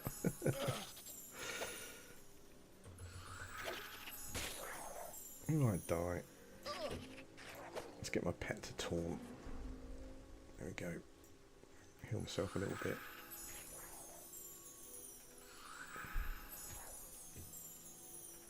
Do you know what? After playing a cleric, more so for a little bit, I'm playing a shaman. I think the one thing I would have loved would have been auto-targeting healing on myself. That's the one change I'd make in old classic EverQuest, if I could. Yeah, it's like if I cast a healing spell, it automatically heals me if I've got a mob targeted. Because when you think about it logically, like how would you target yourself? Oh, I'd target me. I'm now thinking about me. It doesn't really like. I guess the whole targeting thing doesn't really make sense anyway. You know, because if you were fighting a mob and another one came up, you'd just turn around and hit the other one without having to target it. But yeah, that's just randomness. That's a random thing that I'd change on P99 or Classic EverQuest if I could have done.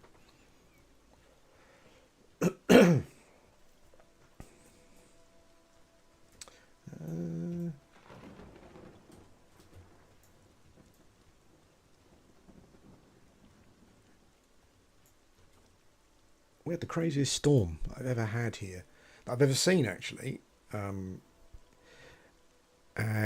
it was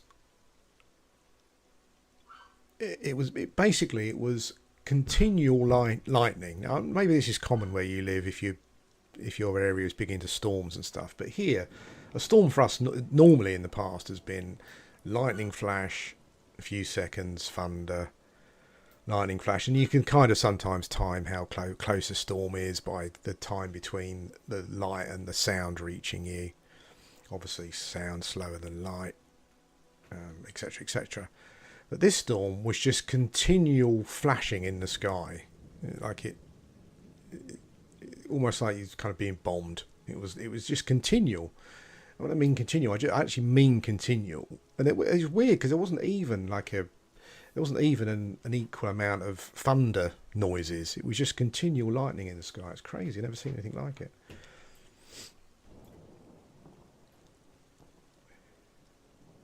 Okay. Jesus Christ, my guy feels so slow. A waddler. I think I do get Spirit of Wolf type thing at some point. Maybe it's level 8 or 12, I'm not sure. Let's see if I can target that rattlesnake there. Normally you can't get stuff that's in the ground.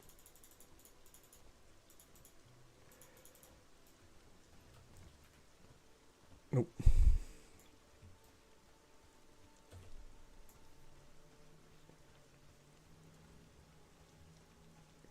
I heard something interesting the other day. I'm sure you've probably already heard it, but apparently, is it Daybreak Games told Project Qualm to take your bloody server down? I think, and I think is it still down? I'm not quite sure why. I'm not sure if P99 had an agreement with them, and Attack P as well. But yeah, I heard that they got served something. Maybe is that right? I'm sure I heard that, and the server was taken down.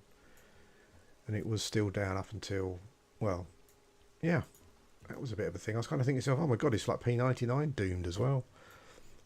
I'm not sure if that's if I imagine that.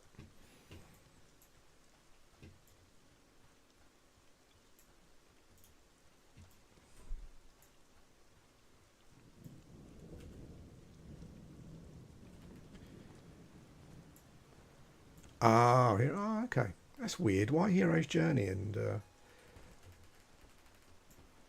Oh, come on, the mob's there. I can see it. Look. I wonder why they've picked on that server, which is, I guess, probably one of the least... I don't know. People keep telling me to... Well, okay, it's a couple of people keep telling me to try Hero's Journey. But I imagine it's not a crazy popular server. So that's obviously a blind spot here. Can't aggro them all. Yeah, I don't know why they picked on Hero's Journey. Are they doing something that?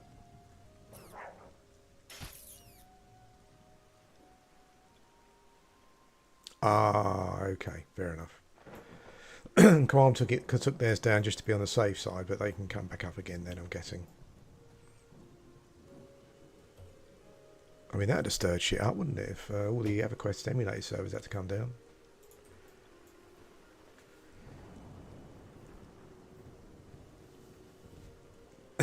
I mean, considering it's a newer server, I mean, that's dumb.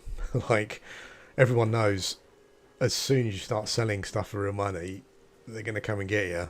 You know, it's like, I mean, we've known that since the early days of P99. Yeah, that's pretty crazy.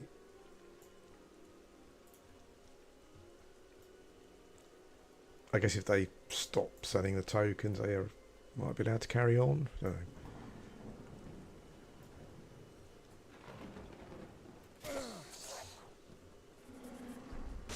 I don't want you to aggro.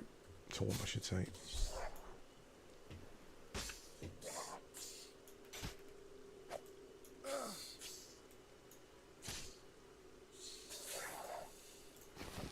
Yeah, I think like P99 always had a donation thing, but it wasn't. They never charged anything for it.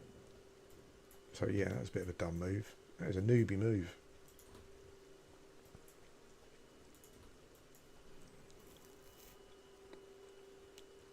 Maybe they thought, let's try and make some money out of it while we, while we can.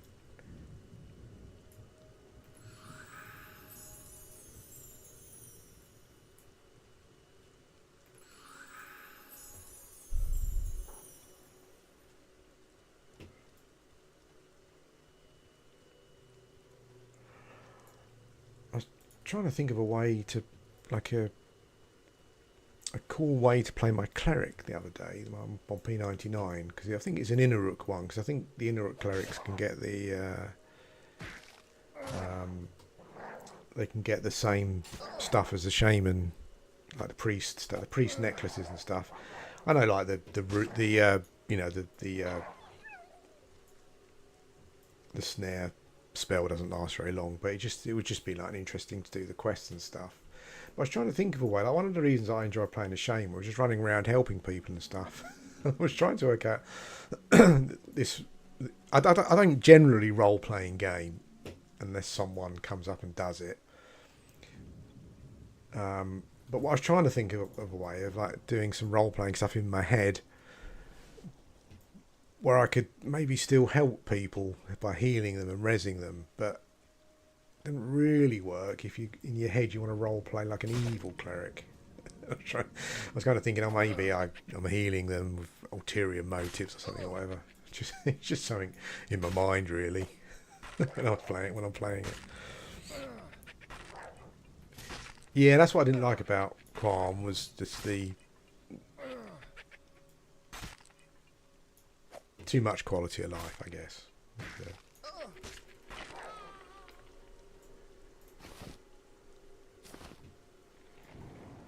Oh, that was a good lightning strike. I like the way on my screen, anyway, you can just see the top of the mountain there through the misty bit, which is pretty cool.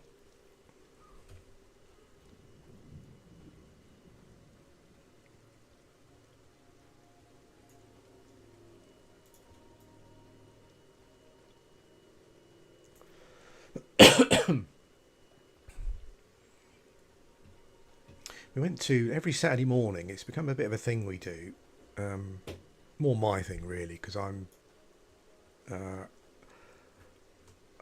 haven't spoken about it too much before, but I'm like massively autistic in many ways, and if I get a routine and then that routine stops, I kind of freak out a bit.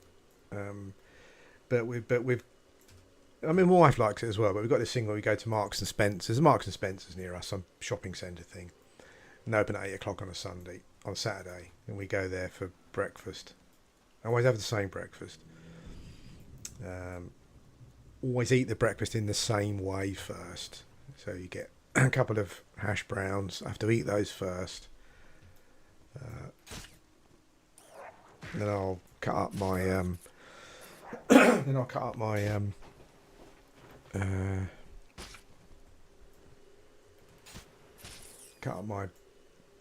poached eggs on my bread. Kind of eat that, and while I'm eating that, I'll have a bit of sausage and bacon. So that kind of autist stuff. And there's a guy there that goes. There's an old guy that goes there every week as well. He's been going for longer than we have, I'm assuming. And yeah, he's always first to the counter. He always likes to be first. So, you know, he's quite quick on his feet, though. I mean, that is the quickest. As soon as that door to Marks and Spencer's open, that's the quickest he moves all week. My wife actually says it's the quickest I move all week as well. That is quite true, probably. I save up all my energy for that. Yeah, but we've spoken about it, and we kind of think that he probably used to go there with his wife. Maybe she's died, and he kind of still goes there every week. And I thought to myself, that's one of us in 20 or 30 years, we said. But yeah, it certainly makes you think about life in general.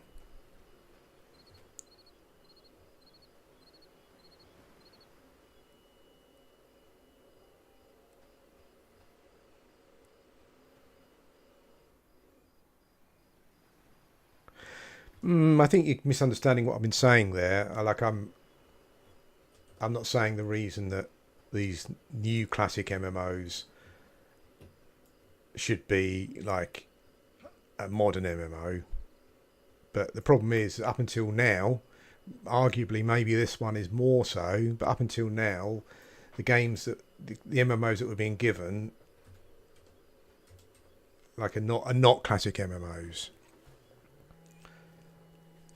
Like, just personally, it's just my personal opinion, through playing EverQuest for the last 12, 13 years, classic EverQuest and some other MMOs, is that Embers Adrift, as an example, is nothing like a classic MMO.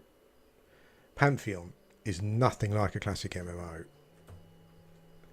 Doesn't feel like it, doesn't play like it, it doesn't have the same sensibilities of a classic MMO. So, yeah, I don't know, maybe I'm misunderstanding, but when I'm talking about MMOs,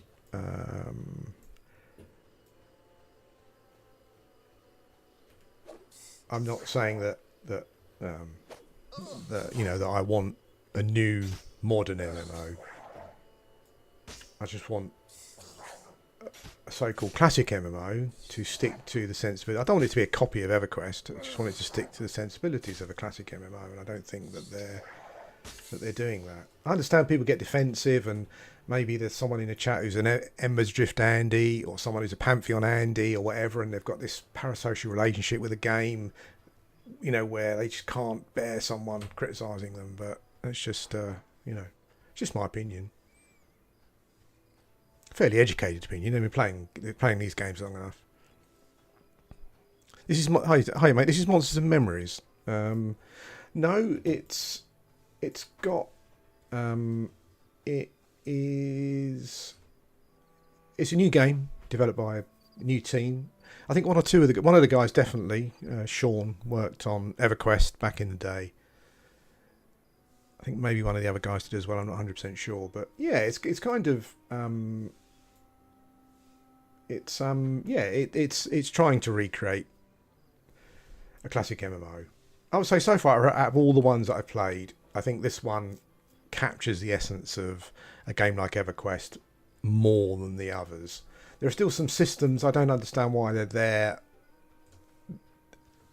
I'm not sure what they're adding to the game from a fun aspect or whatever it may be, but that's just my personal opinion. You know, it's I think from capturing that feeling, then this game, yeah, I think is probably, well, it is definitely the most accurate so far. But with its own, with its own coat of paint, its own lore. I think this is going to have a lot more. I guess I don't like the term, but horizontal progression than EverQuest. I think there's quite a lot of trainers around that are not implemented yet. So like, there's like an animal taming trainer, like a cartography trainer, all that kind of stuff. So I think there's lots and lots of different skills. Lots of different skills that you can do that seems to be outside of just leveling your character, you know. So yeah, hopefully all those get implemented and they're fun and stuff and whatnot. Hey Jacob, how you doing?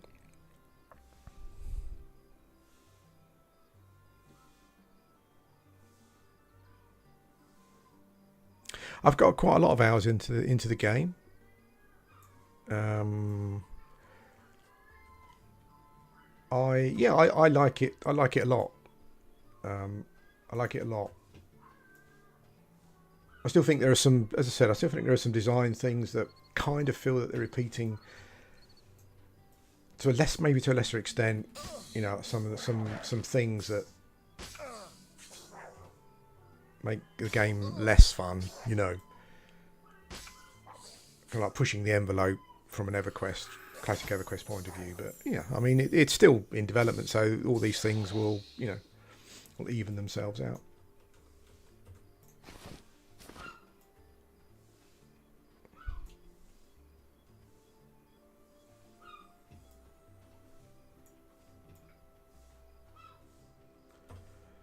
Not sure if you can hear them, but we're being woken up by seagulls at about 4 o'clock in the morning at the moment, which is good. One of them's got a nest. It's literally built a nest on a sloping roof, and the nest is just rock solid. You know, when one of them's sitting in it, it doesn't fall off or anything. Which is cool. Like, we like that sort of thing. Like, we're hoping to see the chicks and stuff when they come out. Despite the fact that seagulls can be about as appealing as sharks. They've got that dead-eyed stare where they just say, "I just want your food, mate." That's it. Yeah, but the adult seems to be waking up. I don't know what I guess they seem to be communicating with each other in some way, because one of them will make a few little barks about 4 o'clock in the morning, and then you'll hear another one in the distance making it. It's almost like they're waking each other up, like alarm calls. Unfortunately, it's an alarm call for us as well, which is yeah.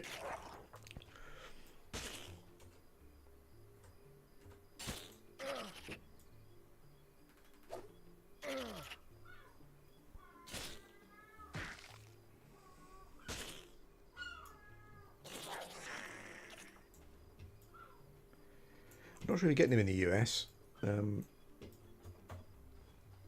I guess it's probably more Starbucks or something, but yeah, I kind of got super addicted to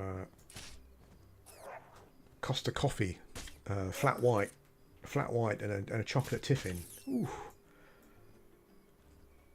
We before we moved, we literally lived 100 yards from a local Costa. But we've moved slightly further away now, which is probably quite a good thing, because I was wandering up there every morning. I only have like one coffee, because I'm not keen on having, I sleep terribly anyway. And so, yeah, if I have a coffee, I have one in the morning, and that's it. Particularly Costa, like Costa's got, I think a Costa coffee, like flat white, cappuccino, whatever it is, has got like something like 300 milligrams of caffeine in it, which is, I think it's the highest amongst all of the coffee shops. But I do like the flat white. Oof, it's nice.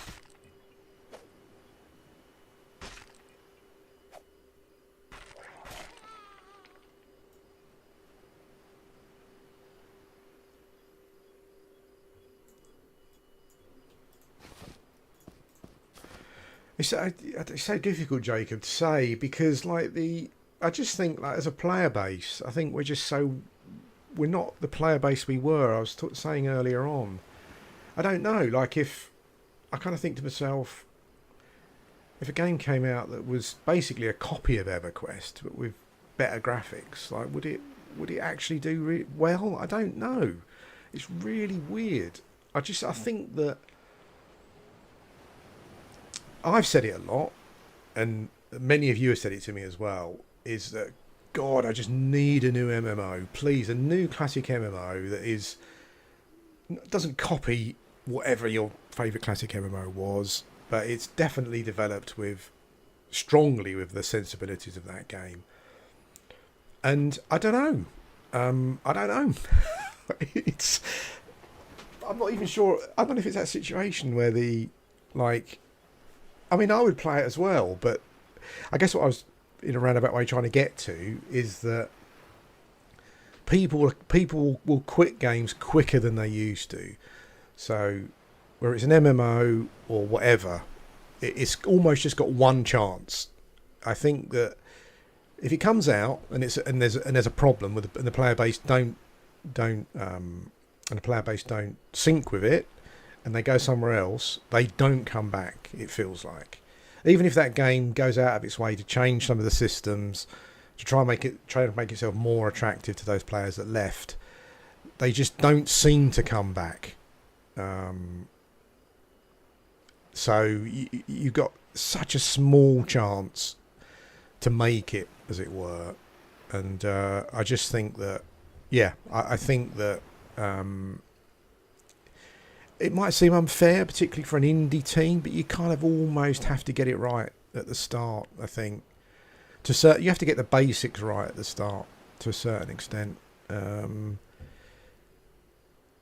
as I was saying earlier on, this game feels, out of all the indie MMOs that I've played over the last 10 years or whatever, this feels more like classic EverQuest. As I said before, I was trying to explain it earlier, but I couldn't. I wasn't sure how to explain it. But entering into a combat encounter in this game, and going through the combat encounter, and then coming out of it and stopping and sitting down and resting and whatever it is that you need to do, whatever it is you do, is far, far closer to the vibe, that vibe you get on P99 than Pantheon or Ember's Drift or any other game has been able to replicate. So I think it's something. I think it is. There is something to do with the visuals. I think visuals and animations help.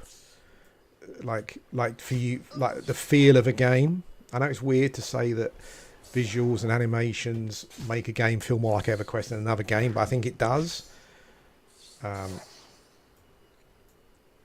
think the atmosphere of the game, like the immersion, it.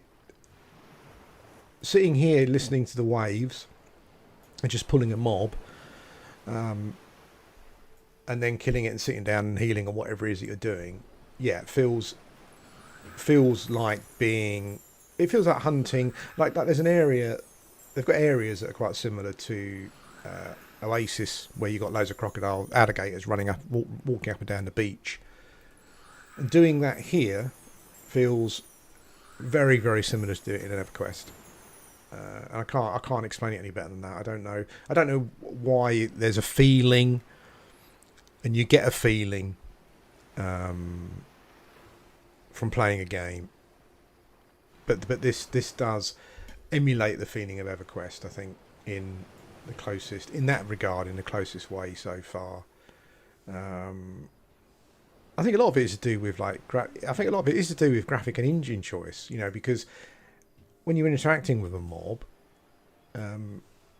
even simple things like mob animations, how quickly you can switch targets between mobs, the snappiness of the camera, that all that kind of stuff. It all goes towards a feeling of As I said, it's not really. I need to put the gamma up a bit more, don't I? Because it's night time again. Yeah, it all goes to a feeling that you get.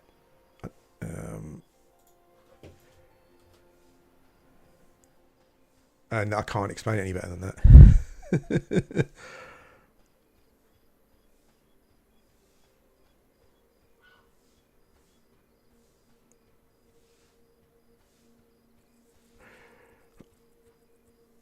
I mean, is it a crafty one? I'm surprised. I mean, if you're coming from classic EverQuest like P99, I'm surprised that.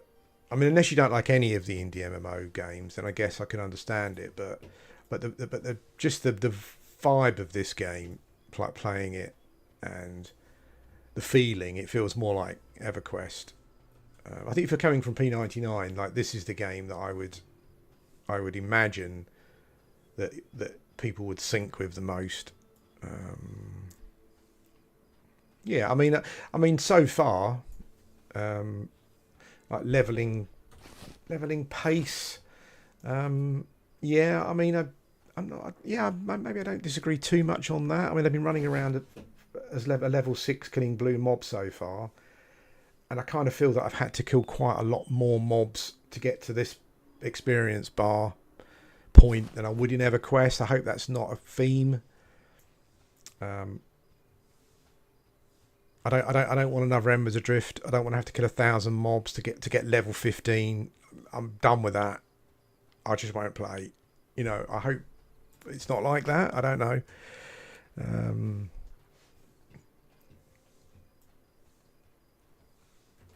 I mean, at level 6, just killing some mobs.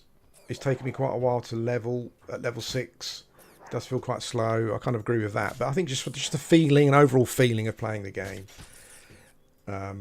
it feels more like classic EverQuest to me than any other game I've played.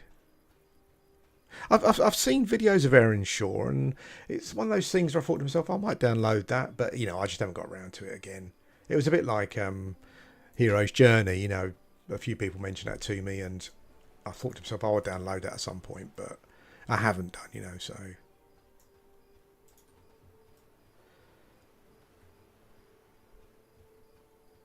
I think one of the issues here is probably the zone at the moment. I mentioned it at the beginning of the video. I don't think the mob level flows particularly well through this particular zone. I think it needs a pass.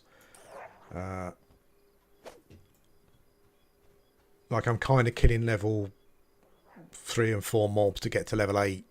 And the next mobs up are kind of level 8 mobs, level 8 and 9 mobs that that are these, like the big scarabs and stuff up here, are level 8, 9 and 10 and stuff, so they're a bit too high for me at the moment. So at level 6, yeah, I mean, if I was killing level 4 and 5 mobs predominantly, that would be better.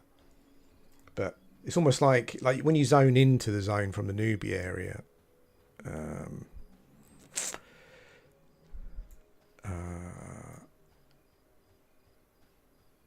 there's a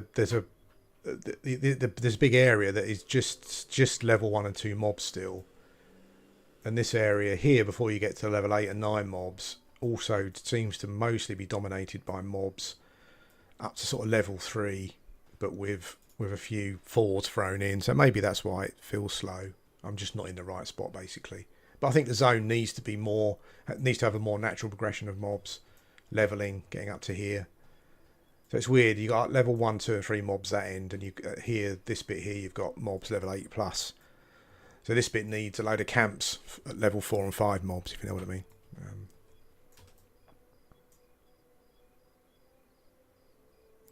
From a visual point of view, I mean, I really like M&M, but I mean, I'm just totally biased in that, you know, Classic EverQuest is the best looking MMO I've ever played. So, you know, just like from a visual, from an art style, from a style, it just trumps everything. So yeah, I do agree that Classic EverQuest looks better, but I do like this. You know, I think it looks great.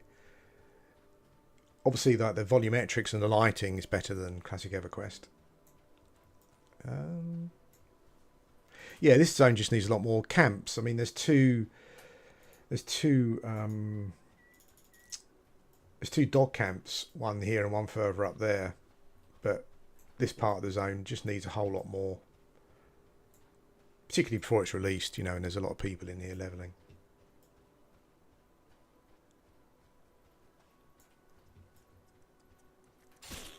Yeah, I think this looks better than Embers and Pantheon.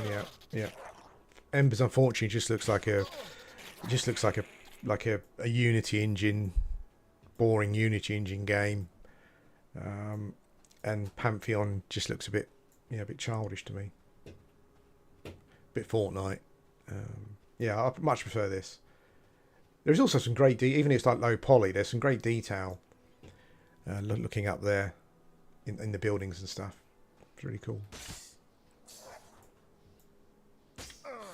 It's just got that. It's got that. I was talking about vibes earlier, but it's just got that nice lazy kind of attitude that Classic EverQuest has got. You know,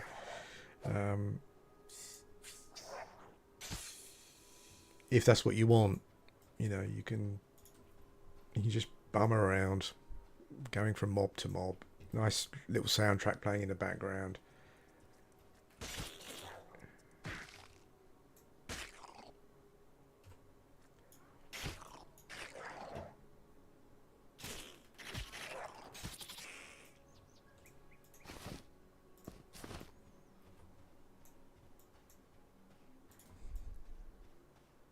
Nice sunrise as well. Yeah, the lighting's really nice. A little bit of mist thrown in. Looks really good.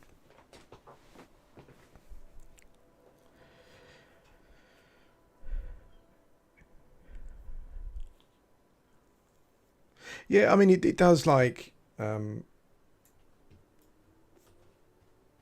know people get a bit salty when you use the word dead, but I think at this moment in time, it does seem as though there just isn't a population really to support what those games want to be. It's a shame because they both really had like good openings. You know, I mean, when Embers Adrift was first kind of officially released, as it were, like people like Lazy Peon did a video that got like 250,000 views, and I think it might even have appeared in an Asmongold video. I mean, I'd imagine he just pissed all over it, but it's still exposure, you know. But yeah, but even with that exposure, it just hasn't worked. Pantheon, I don't know. I mean, I know that there's a lot of, I think people seem to have just had enough with Pantheon. I think. Yeah, I mean, I know Pantheon became a bit of a meme a long time ago, but I think when it was initially released, there's like early access. I think it did pretty well. Like when I was logging in, there was a lot of people on. But again, as I said before, like you don't get two chances. People will leave. They'll try it and they'll leave. And if you don't ignite that spark with them, then they're gone and probably won't come back because there's so many other choices for games to play. What I don't understand is this blind loyalty and to your game and to a game. I mean, surely at this point, if I was a developer of an MMO and I was waking up and these were the numbers of the people that was logging in, I would say, holy fucking shit, this just hasn't worked. And no matter in my mind how like ego or pride or I believe in this or whatever it may be, you know, it just hasn't fucking worked. And at some point you have to realise that. And you have to say, look, this, whatever we've done, I'm proud of what we've done. It's what we wanted to do, right? But it's just not working. There are not... and we're talking about like, you know, someone earlier said about, wanting a modern MMO. These games are not classic MMOs. You know, classic MMOs didn't force you to group, which is one of the biggest mistakes that they've made. Chevron mobs, whoever thought of that fucking idea should be boiled in steaming honey. Have their bollocks boiled in steaming honey. Who thought of that? Who thought that was a good idea in a classic MMO? I don't care if EverQuest 2 had it or... Thingy had it. What was it? What was the other game that had it? That the EverQuest devs did. I don't care if those games had it. They're not classic MMOs to me. Like chevrons were the death of those games. It's just a terrible idea for segregating mobs and players into different groups. EverQuest didn't need to do it. You know, you can log into EverQuest, pick any character, and solo level. Even in dungeons, even without twinking yourself, you just don't need to do this shit. You know, it's just, I don't know, and that's what I was trying to say earlier about these games not being designed with classic sensibilities. They're not. If you log into a game and you have to find a group to go to a dungeon, that is not designed with EverQuest sensibilities. It's designed with World of Warcraft sensibilities because that's what they did. They turned their dungeons into elite fests where you had to have a group. It's basically copying World of Warcraft. It's so ironic when you hear like so-called like classic Andes going, "Oh, you just want another WoW," when that's what they're playing. That's what they're playing. EverQuest didn't have chevrons. You know, it had some undercons, fair enough. It also had overcons. And yeah, like when you got to Velius and stuff. You know, there are mobs. Of course, there's got to be raid mobs and stuff. I'm not saying that you should be able to solo everything, but running around an open world as a player and coming across mobs that you can't kill, not because of their level, but because of chevrons, is just ridiculous. It's just ridiculous to run around. It's ridiculous in dungeons. It's even more ridiculous. I mean, I was running around Pantheon trying to find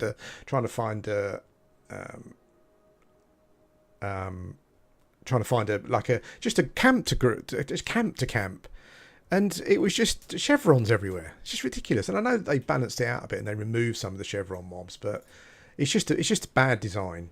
It's basically we can't balance our game, so we need to create a binary system where only groups can kill these mobs and solo and duos can kill these mobs.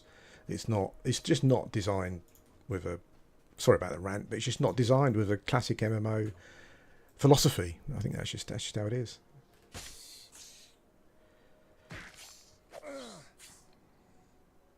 I remember playing because Emergent is the same. That did chevrons as well. I don't think chevrons in Emergent are not quite as extreme. But I remember running around as quite a big zone with a friend or two when I first started playing Embers Adrift.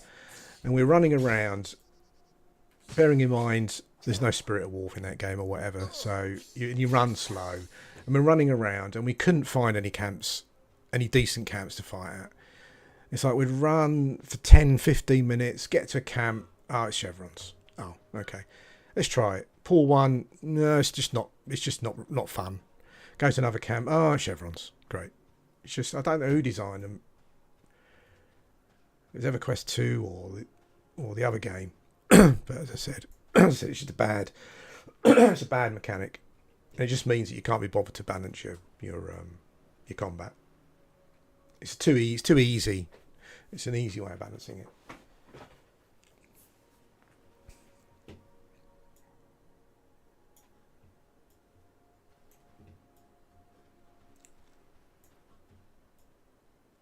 I think some people just. I think there are some.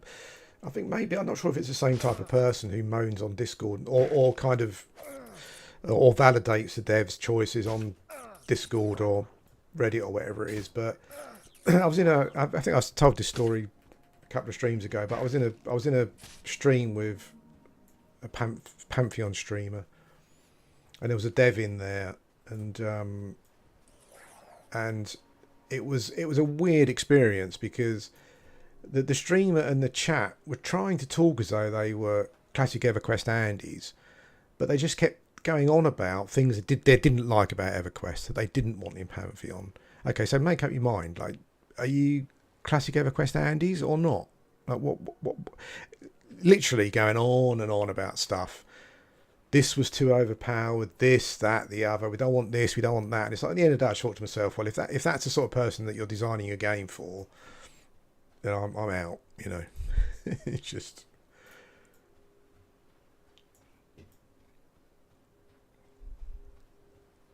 No, I would say that.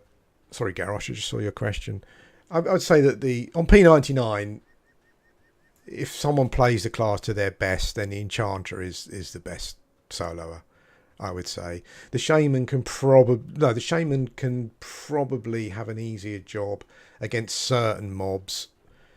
But I would say overall, if you wanted to pick a class to do the most solo, then I would pick. I mean, Necro's great, but I would pick the Enchanter really.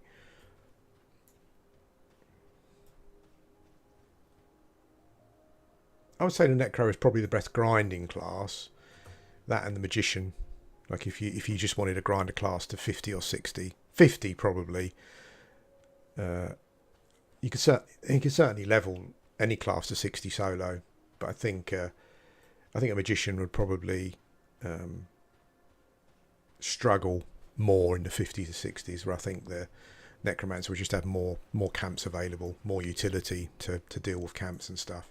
Feign death, healing, crazy stuff.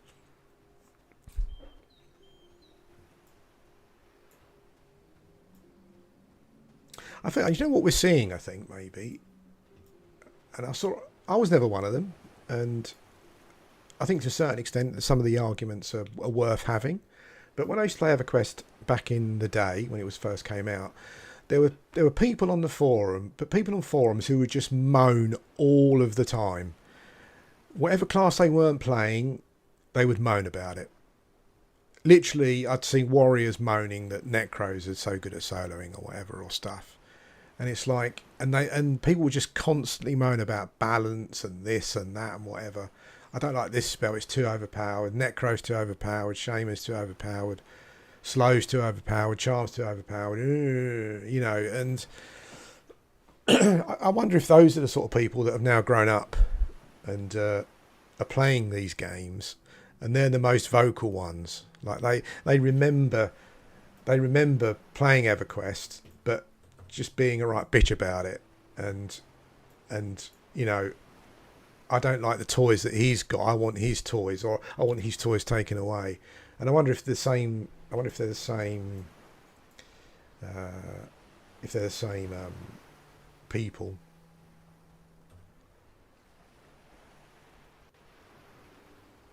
Completely unknowledgeable as well.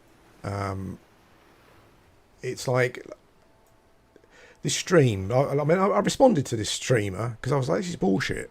It's like, what you want is like you don't want EverQuest then, but you're kind of trying to make out that you're a classic Andy and stuff. Hate those people. So I was questioning him about certain things he said that were wrong, and he's going, "No, I'm right." I said, "No, you're wrong." And some other guy come in who was obviously a friend of the streamer into the chat and was like, "Oh yeah, no, it's right. Yeah." I said, and the streamer said, "Oh yeah, this guy, he knows classic EverQuest inside out. This is the guy." And I said, and this guy said, "Yeah, like spells like torpor. I mean that when it came in Velius, it completely ruined the game." I said, "It didn't come in Velius." But before that, he also said, "Yeah, and like Shaman slows, when they came in Velius, that completely trivialised the game, so it didn't come in Velius." So these are the people you're dealing with. They don't even know what era the spells came out in. You know, it's like Shamans had slow in vanilla. What the fuck are you talking about? It's just, and I think these are the sort of players that are playing the game. They're the moany bitches who didn't like the fact that their class wasn't the most powerful, you know, back in the day. And so they're trying to make sure that the game is designed around their sensibilities. But they're not classic MMO players. You know, that's not what they want. They don't want it.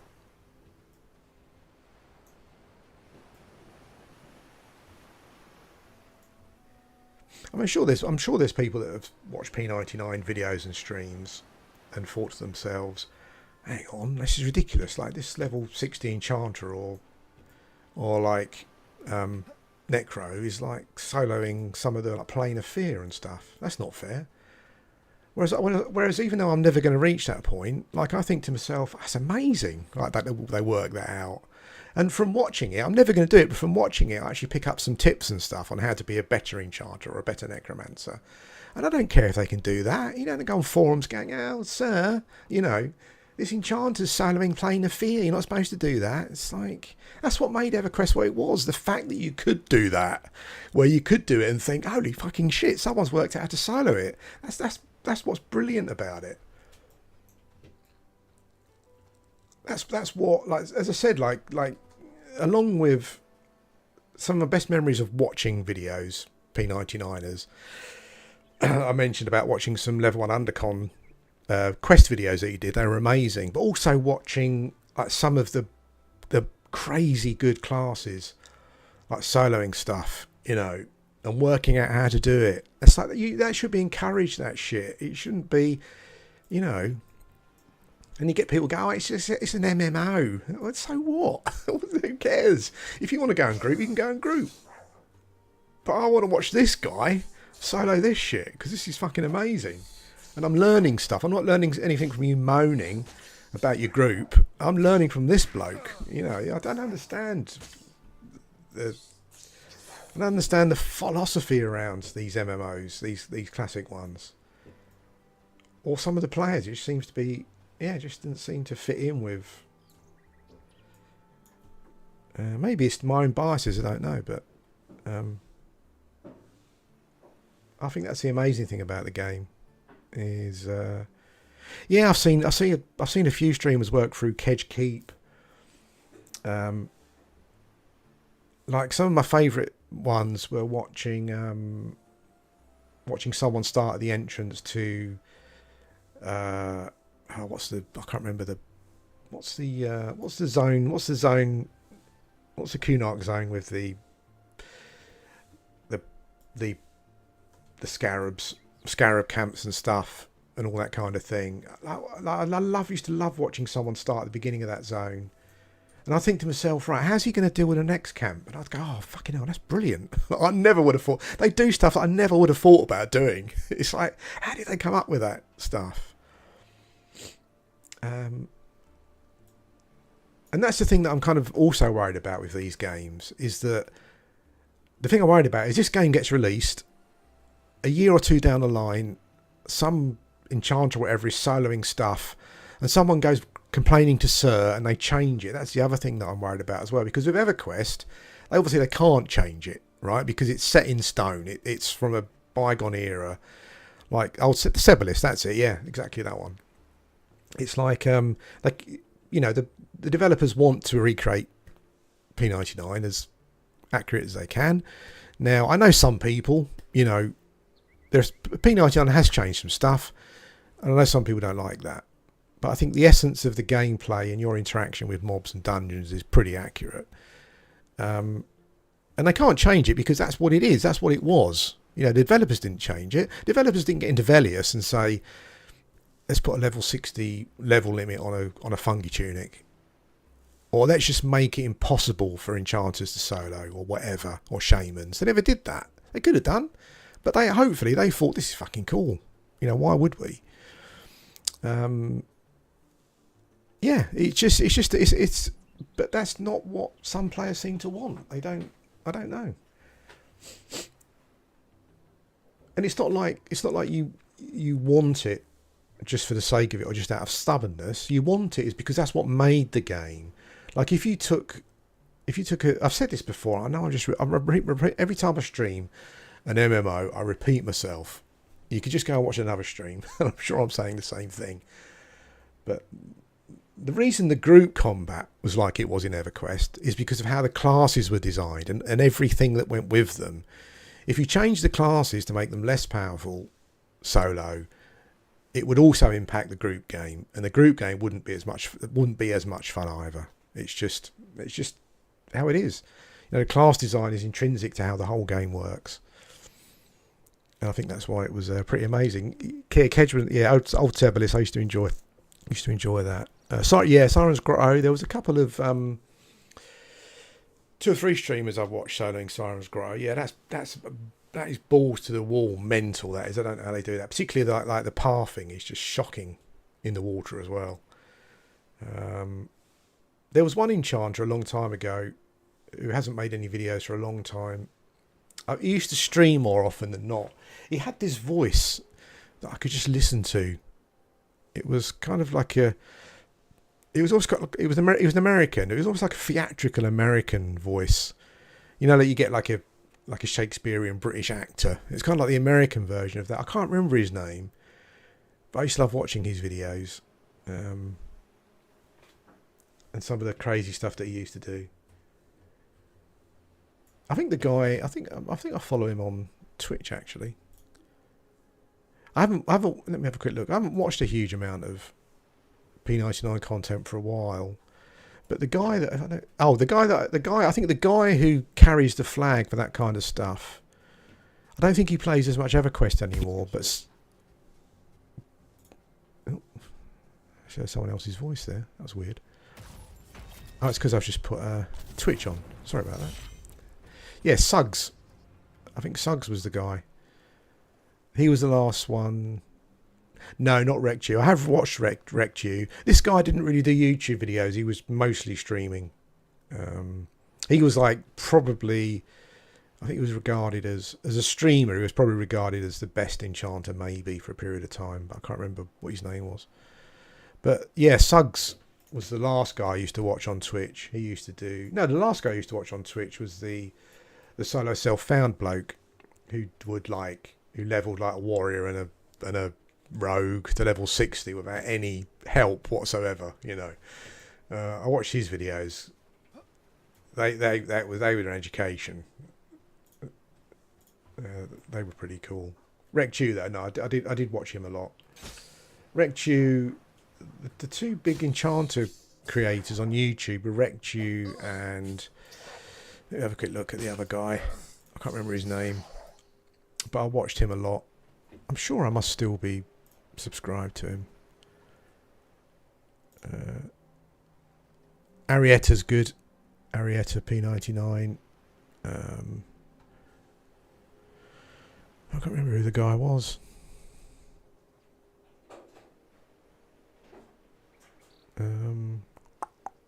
Sorry, I'm just looking.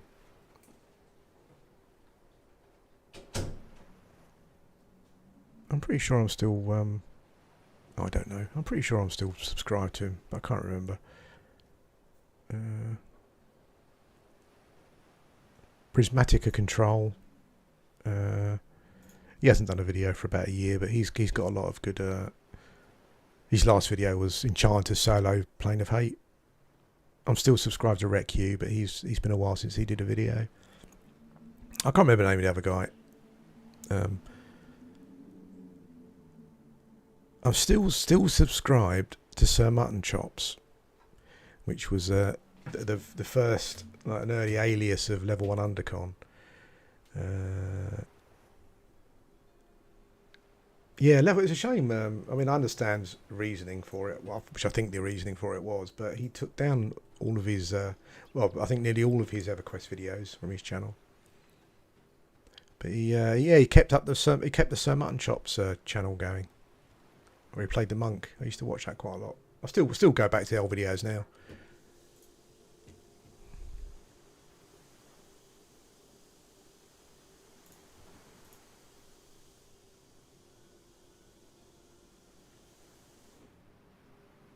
Yeah, there's a couple of guys on, like Suggs, SUGZ something. He was the last guy I saw that did some crazy stuff. I think his videos are still up, actually, if you can find him on there. I can't remember this guy's name though, who used to stream. Said he had a voice, the sort of voice you could listen to all day.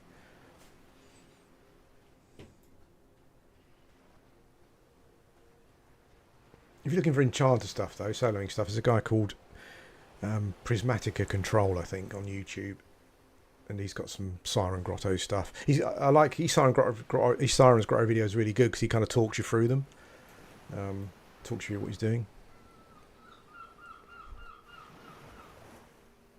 Anyway, I think it's coming out to my dinner time now.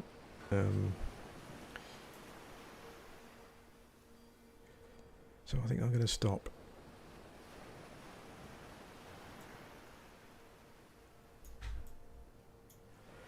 I think what happens is that it does really, actually. I was saying earlier how much it feels like just camping alligators in row. Yeah. I think whatever reservations there may be about other stuff, then I think so far this game does capture the feeling of EverQuest. We go back to, I think what happens is that I'm not in that position, so I'm just, kind of gathering from what I've heard, listening to devs and talking to devs and stuff, is that you kind of sit down and you kind of think, this would be a good idea. It might be, or it might not be, and I think that in the previous games, a lot of them seem to struggle with admitting that maybe it wasn't a good idea. And so it kind of goes in the game anyway. And it doesn't resonate with the players. And I think it's all right if you get one or two of those kind of design decisions, but when you get a number of them, I think that's kind of where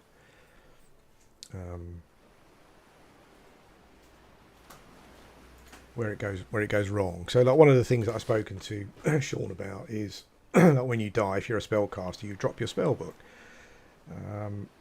and like, I don't like that idea personally.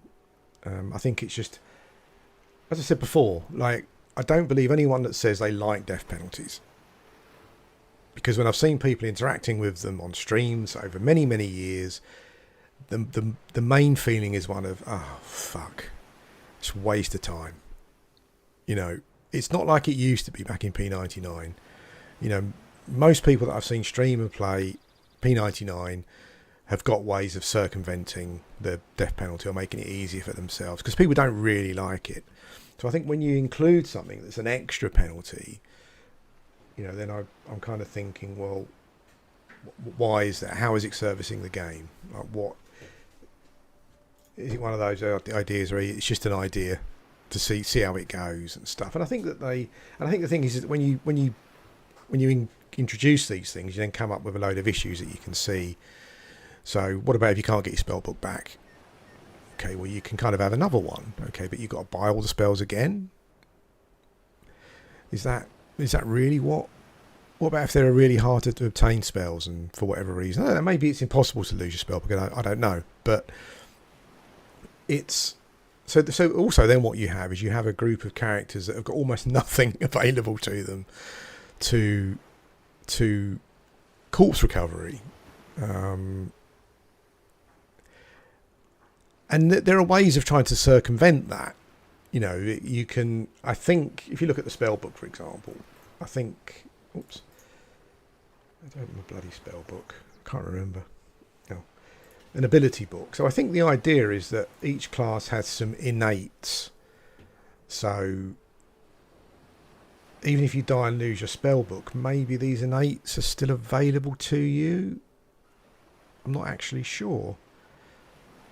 So then the question I ask is that, okay, you've introduced an extra punishment for dying, but you've had to immediately cushion that punishment by giving players abilities to use to get their corpse back. So then I think to myself, well, was it a good idea in the first place then? If you're introducing a mechanic and then you're having to come up with ways for a player to circumvent that mechanic, well then let's just not put it in. Maybe is it servicing the game? Is I guess is my reasoning.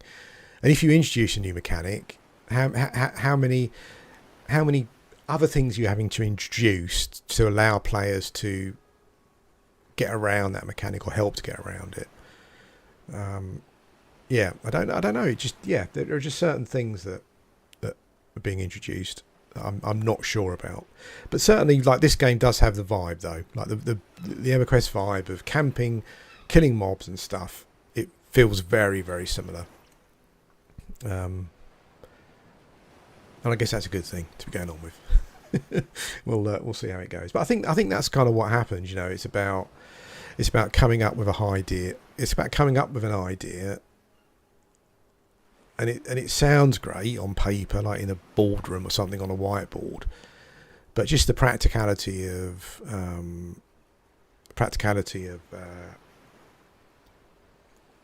how it works in game, how it affects the game, how it affects players, and also, as I said, like what is it doing for the game? Is it making it more fun? Because like a punishment can be fun, I think. Or there's a way of presenting it to a player that it doesn't just feel like it's another punishment. So that's kind of how I'm looking at it. And when I look at other games, I kind of look at what's the point of it. Like there's examples in other games like Embers Adrift. So Embers Adrift has kind of got, for example, like item decay. So you have to go and keep getting stuff repaired. How is that? What value is that adding to the game? Classic MMOs never had that. So what? So you've added it in as an extra, to a group of players who are not familiar with it. It wasn't part of their gaming experience. So what is that adding to the game? Like, are you purposely just trying to slow the game down?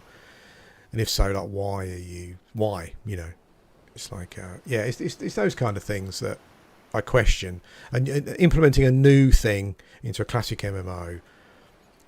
And I think the big question is, like, why are you doing it? Like, what was the conversation behind it? What are you hoping to achieve by? I think, because if it's just another penalty, then that's not a good enough reason, in my opinion. I don't think. I don't know. It's just me. The thing is, as you say, you could have these as gameplay options, because one of the big things now with MMOs is phone call. I keep getting random phone calls from that seem like spam. I'm not even sure how to. Yep, go away. I completely lost track of what I was saying there, which you're probably glad of because you just want to get rid of me, probably. I'm big on add new stuff. I want to see new stuff, but why are you putting it in? Like, if it's just to make your punishment different or harder than EverQuest, it's not a good excuse, not a good reason for implementing it. If it's put in there to slow players down because you're not confident about your content or whatever it may be, that's not a good excuse that's not a good enough reason for putting the game in. How is it serving the game and the gameplay? If they can come up with ways of implementing it, and it feels organic, and it feels like it's adding another layer of gameplay, and I think that's fine. But I think horizontal content does that, you know, like crafting, like going and picking flowers and making potions. That's something you can do if you get bored of leveling. As I said, I think there's like a cartography skill. Like maybe you can go and sail a boat or run around mapping stuff. All that kind of stuff I really like as extra. Because it's extra. It's, you know, it's not like, it's not encroaching itself in on the core gameplay. But anyway, yeah, that's it. I think my tastes have, even though I think EverQuest is still the best, and I still think about it a lot, and I still enjoy watching content. You know, there's that boxer again. He's got about 4 people following him around now with follow on. Yeah, I'm happy.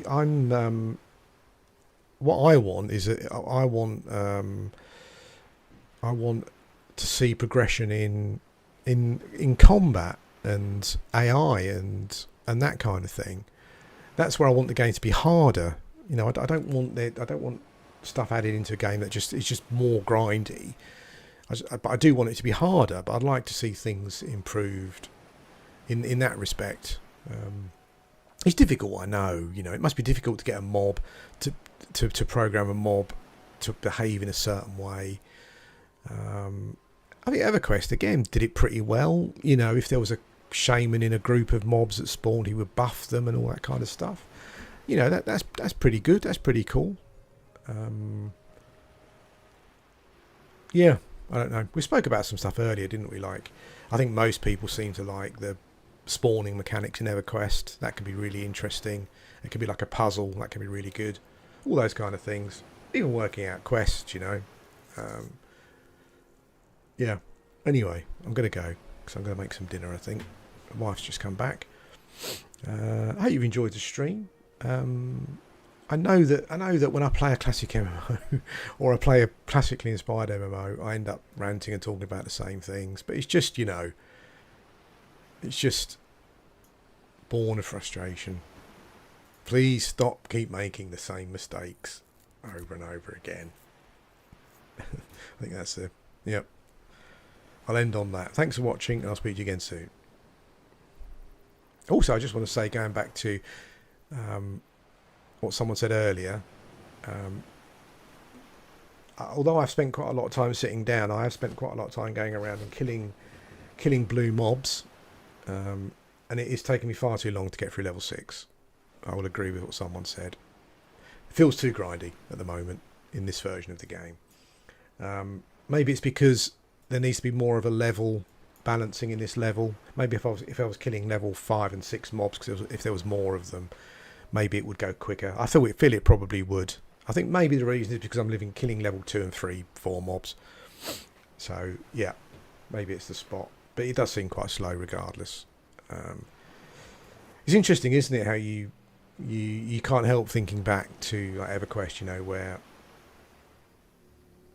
when you get to, it's weird like how the EverQuest, I'd love to actually see how the EverQuest experience system worked, because, you know, when you get into the high levels, like mobs stay blue for quite some time, and I've gone to camps where I was killing a blue mob and then resting and killing another one, and every blue mob, when I arrived at the camp, every blue mob would give me 1% of XP, or 1 point something percent of XP. And 4 or 5 levels later, I was killing the same mob and it was still dark blue, and it was still giving me 1% of XP. It's weird. It was almost like the XP was scaled so that whatever level you attained over the mobs you were killing, it would still give you like a percentage. It would still give you a similar percentage of XP. It was weird. And it's happened. It's not fluke or anything. It's happened so many times, you know, where with so many different classes, you know, where you go to a camp and with the new UIs, you know, the modded UIs, you can see how much percentage a mob's giving you when you kill it. And it's amazing. You could sit at a camp 4 or 5 levels and blue mobs will still give you a % of XP. It's weird how it worked. But again, it's perfect. you know, I'm not sure if they thought to themselves, okay, this is how much XP we want to give to a character killing dark blue mobs, and if they're 1 level above, that's what they get. 2 levels above, they're still going to get a similar amount of XP, because that's what we think is about the right. That's about the right progress to make. It only really changed when you went to dungeons, really, with Zems and stuff. You know, you go to a dungeon and you kill a mob and you might get 2 or 3% XP. You know, it's that happened quite a lot when I was enchanting and charming in dungeons. Anyway, that's it. Thanks for watching, and I'll speak to you again soon.